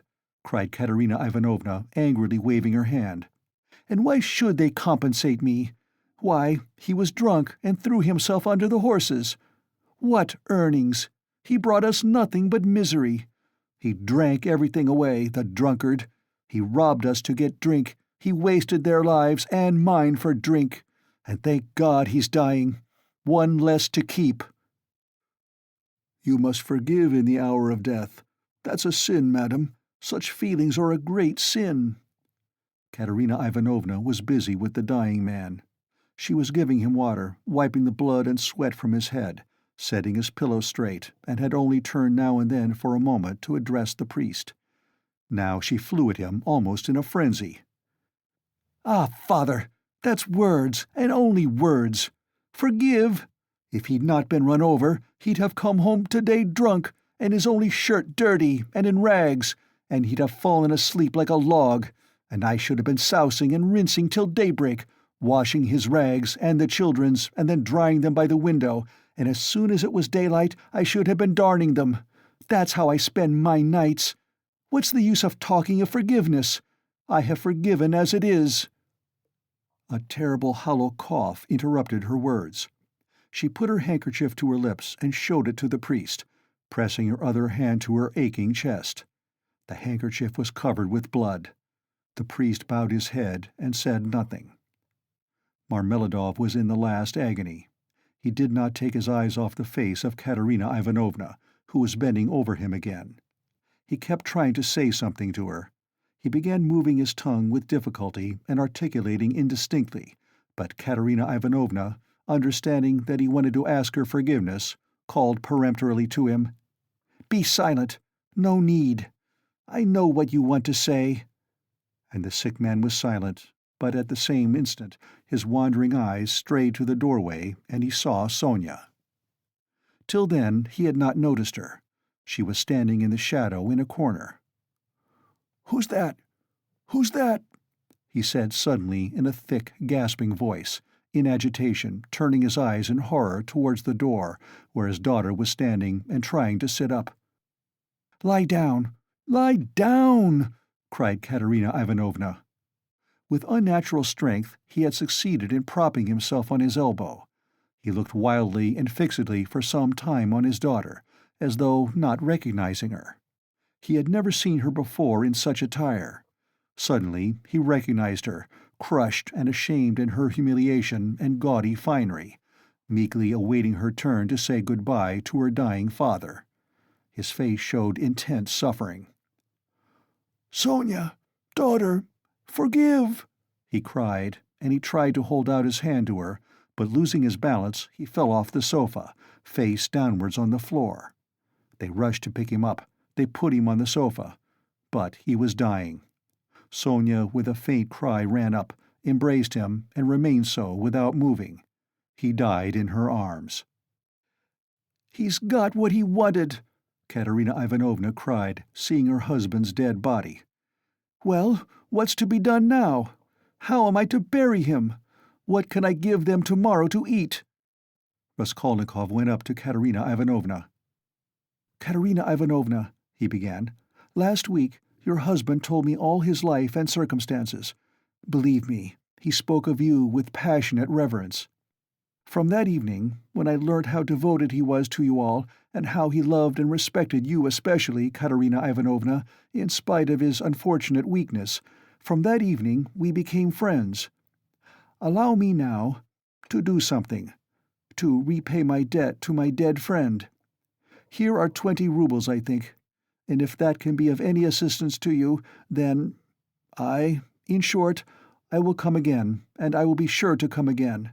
I shall perhaps come again tomorrow. Goodbye." And he went quickly out of the room, squeezing his way through the crowd to the stairs. But in the crowd he suddenly jostled against Nicodim Fomitch, who had heard of the accident and had come to give instructions in person. They had not met since the scene at the police station, but Nicodim Fomitch knew him instantly. "Ah, is that you?" he asked him. "He's dead," answered Raskolnikov. "The doctor and the priest have been, and all as it should have been. Don't worry the poor woman too much. She is in consumption as it is. Try and cheer her up, if possible. You are a kind-hearted man, I know," he added with a smile, looking straight in his face. "But you are spattered with blood," observed Nicodim Fomitch, noticing in the lamplight some fresh stains on Raskolnikov's waistcoat. "Yes, I'm covered with blood," Raskolnikov said with a peculiar air. Then he smiled, nodded, and went downstairs. He walked down slowly and deliberately, feverish but not conscious of it, entirely absorbed in a new overwhelming sensation of life and strength that surged up suddenly within him. This sensation might be compared to that of a man condemned to death who has suddenly been pardoned. Halfway down the staircase he was overtaken by the priest on his way home. Raskolnikov let him pass, exchanging a silent greeting with him. He was just descending the last steps, when he heard rapid footsteps behind him. Someone overtook him. It was Polenka. She was running after him, calling, "Wait! Wait!" He turned round. She was at the bottom of the staircase and stopped short a step above him. A dim light came in from the yard. Raskolnikov could distinguish the child's thin but pretty little face, looking at him with a bright, childish smile. She had run after him with a message which she was evidently glad to give. "Tell me, what is your name, and where do you live?" she said hurriedly in a breathless voice. He laid both hands on her shoulders and looked at her with a sort of rapture. It was such a joy to him to look at her, he could not have said why. "Who sent you?" "Sister Sonia sent me," answered the girl, smiling still more brightly. "I knew it was Sister Sonia sent you." "Mamma sent me too. When Sister Sonia was sending me, Mamma came up too and said, 'Run fast, Polenka.'" "Do you love Sister Sonia?" "I love her more than anyone," Polenka answered with a peculiar earnestness, and her smile became graver. "And will you love me?" By way of answer, he saw the little girl's face approaching him, her full lips naively held out to kiss him. Suddenly, her arms as thin as sticks held him tightly, her head rested on his shoulder, and the little girl wept softly, pressing her face against him. "I am sorry for Father," she said a moment later, raising her tear-stained face and brushing away the tears with her hands. "It's nothing but misfortunes now," she added suddenly, with that peculiarly sedate air which children try hard to assume when they try to speak like grown-up people. "Did your father love you?" "He loved Lyda most," she went on very seriously, without a smile, exactly like grown-up people. "He loved her because she is little and because she is ill, too. And he always used to bring her presents. But he taught us to read, and me grammar and scripture, too," she added with dignity. "And Mother never used to say anything, but we knew that she liked it, and Father knew it, too. And Mother wants to teach me French, for it's time my education began." "And do you know your prayers?" "Of course we do. We knew them long ago. I say my prayers to myself, as I am a big girl now, but Kolya and Lyda say them aloud with Mother. First they repeat the Ave Maria, and then another prayer. Lord forgive and bless Sister Sonia, and then another, Lord forgive and bless our second father. For our elder father is dead, and this is another one, but we do pray for the other as well." "Polenka, my name is Rodion. Pray sometimes for me, too. And thy servant Rodion, nothing more." "I'll pray for you all the rest of my life," the little girl declared hotly, and suddenly smiling again, she rushed at him and hugged him warmly once more. Raskolnikov told her his name and address, and promised to be sure to come next day. The child went away quite enchanted with him. It was past 10 when he came out into the street. In 5 minutes he was standing on the bridge at the spot where the woman had jumped in. "Enough," he pronounced resolutely and triumphantly. "I've done with fancies, imaginary terrors and phantoms. Life is real. Haven't I lived just now? My life has not yet died with that old woman. The kingdom of heaven to her, and now enough, madam, leave me in peace. Now for the reign of reason and light, and of will and of strength, and now we will see. We will try our strength," he added defiantly, as though challenging some power of darkness. "And I was ready to consent to live in a square of space. I am weak at this moment, but I believe my illness is all over. I knew it would be over when I went out. By the way, Pochinkov's house is only a few steps away. I certainly must go to Razumihin, even if it were not close by. Let him win his bet. Let us give him some satisfaction, too. No matter. Strength, strength is what one wants. You can get nothing without it. And strength must be won by strength. That's what they don't know," he added proudly and self-confidently, and he walked with flagging footsteps from the bridge. Pride and self-confidence grew continually stronger in him. He was becoming a different man every moment. What was it had happened to work this revolution in him? He did not know himself. Like a man catching at a straw, he suddenly felt that he too could live, that there was still life for him, that his life had not died with the old woman. Perhaps he was in too great a hurry with his conclusions, but he did not think of that. "But I did ask her to remember thy servant Rodion in her prayers," the idea struck him. "Well, that was in case of emergency," he added, and laughed himself at his boyish sally. He was in the best of spirits. He easily found Razumihin. The new lodger was already known at Pochinkov's, and the porter at once showed him the way. Halfway upstairs, he could hear the noise and animated conversation of a big gathering of people. The door was wide open on the stairs. He could hear exclamations and discussion. Razumihin's room was fairly large. The company consisted of 15 people. Raskolnikov stopped in the entry, where 2 of the landlady's servants were busy behind a screen with 2 samovars, bottles, plates, and dishes of pie and savories, brought up from the landlady's kitchen. Raskolnikov sent in for Razumihin. He ran out, delighted. At the first glance it was apparent that he had had a great deal to drink, and, though no amount of liquor made Razumian quite drunk, this time he was perceptibly affected by it. "Listen," Raskolnikov hastened to say. "I've only just come to tell you you've won your bet, and that no one really knows what may not happen to him. I can't come in. I am so weak that I shall fall down directly. And so, good evening and good-bye. Come and see me tomorrow." "Do you know what? I'll see you home. If you say you're weak yourself, you must." "And your visitors? Who is the curly-headed one who has just peeped out?" "He? Goodness only knows. Some friend of Uncle's, I expect, or perhaps he has come without being invited. I'll leave Uncle with them. He is an invaluable person. Pity I can't introduce you to him now. But confound them all now. They won't notice me, and I need a little fresh air, for you've come just in the nick of time. Another 2 minutes, and I should have come to blows. They are talking such a lot of wild stuff. You simply can't imagine what men will say.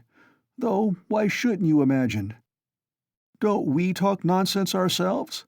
And let them. That's the way to learn not to. Wait a minute, I'll fetch Zosimov." Zosimov pounced upon Raskolnikov almost greedily. He showed a special interest in him. Soon his face brightened. "You must go to bed at once," he pronounced, examining the patient as far as he could. "And take something for the night. Will you take it? I've got it ready some time ago. A powder." "Two, if you like," answered Raskolnikov. The powder was taken at once. "It's a good thing you are taking him home," observed Zosimov to Razumian. "We shall see how he is tomorrow. Today he's not at all amiss. A considerable change since the afternoon. Live and learn." "Do you know what Zosimov whispered to me when we were coming out?" Razumian blurted out as soon as they were in the street. "I won't tell you everything, brother, because they are such fools. Zosimov told me to talk freely to you on the way, and get you to talk freely to me, and afterwards I am to tell him about it, for he's got a notion in his head that you are mad or close on it. Only fancy, in the first place, you've 3 times the brains he has. In the second, if you are not mad, you needn't care a hang that he has got such a wild idea.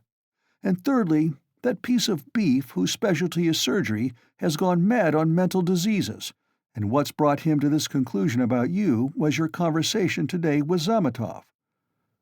"Zametov told you all about it?" "Yes, and he did well. Now, I understand what it all means, and so does Zametov. Well, the fact is, Rodya, the point is— I'm a little drunk now, but that's no matter. The point is that this idea, you understand, was just being hatched in their brains, you understand? That is, no one ventured to say it aloud, because the idea is too absurd, and especially since the arrest of that painter, that bubble's burst and gone forever. But why are they such fools? I gave Zametov a bit of thrashing at the time. That's between ourselves, brother. Please don't let out a hint that you know of it. I've noticed he is a ticklish subject. It was at Louise Ivanovna's. But today it's all cleared up. That Ilya Petrovitch is at the bottom of it. He took advantage of your fainting at the police station, but he is ashamed of it himself now. I know that." Raskolnikov listened greedily. Razumian was drunk enough to talk too freely. "I fainted then because it was so close, and the smell of paint," said Raskolnikov. "No need to explain that. And it wasn't the paint only. The fever had been coming on for a month. Zosimov testifies to that. But how crushed that boy is now, you wouldn't believe. I am not worth his little finger, he says. Yours, he means. He has good feelings at times, brother. But the lesson you gave him today in the Palais de Cristal, that was too good for anything. You frightened him at first, you know. He nearly went into convulsions. You almost convinced him again of the truth of all that hideous nonsense, and then you suddenly put out your tongue at him. There now, what do you make of it? It was perfect. He is crushed, annihilated now. It was masterly, by Jove. It's what they deserve.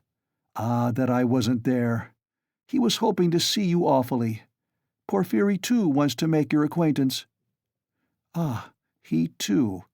But why did they put me down as mad?"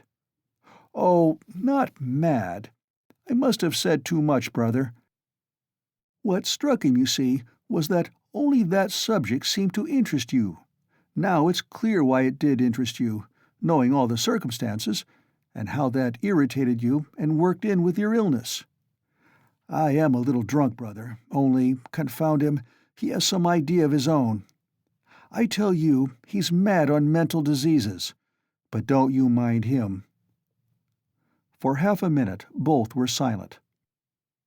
"Listen, Razumian," began Raskolnikov. "I want to tell you plainly. I've just been at a deathbed, a clerk who died. I gave him all my money, and besides, I've just been kissed by someone who, if I had killed anyone, would just the same. In fact, I saw someone else there, with a flame-colored feather.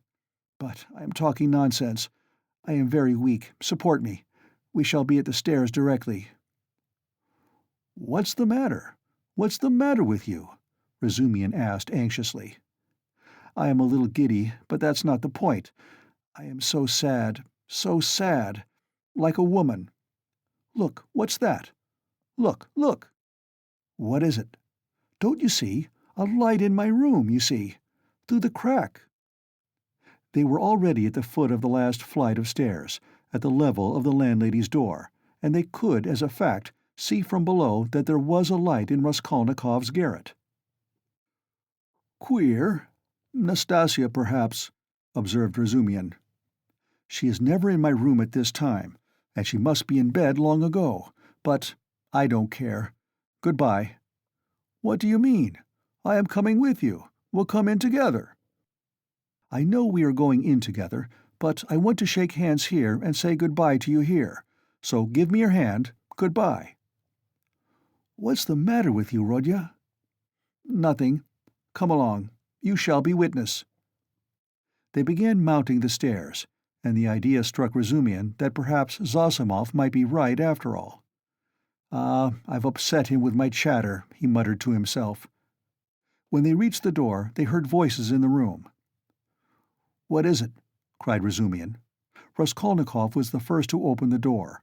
He flung it wide and stood still in the doorway, dumbfoundered. His mother and sister were sitting on his sofa, and had been waiting an hour and a half for him.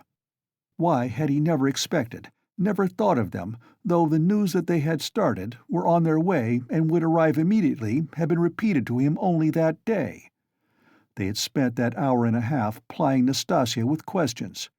She was standing before them and had told them everything by now.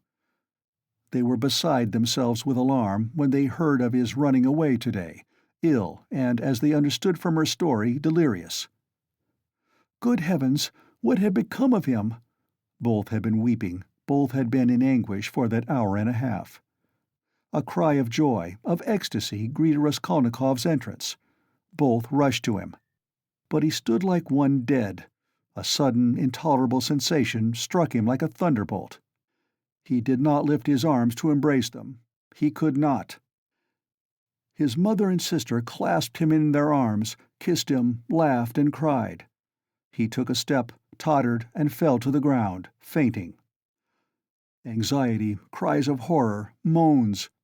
Razumian, who was standing in the doorway, flew into the room, seized the sick man in his strong arms, and in a moment had laid him on the sofa. "It's nothing, nothing," he cried to the mother and sister. "It's only a faint, a mere trifle. Only just now the doctor said he was much better, that he is perfectly well. Water. See, he is coming to himself. He is all right again." And, seizing Donia by the arm so that he almost dislocated it, he made her bend down to see that he is all right again. The mother and sister looked on him with emotion and gratitude as their providence. They had heard already from Nastasia all that had been done for their Rodya during his illness, by this very competent young man, as Pulcheria Alexandrovna Raskolnikov called him that evening in conversation with Donia. End of Part 2, Chapter 7.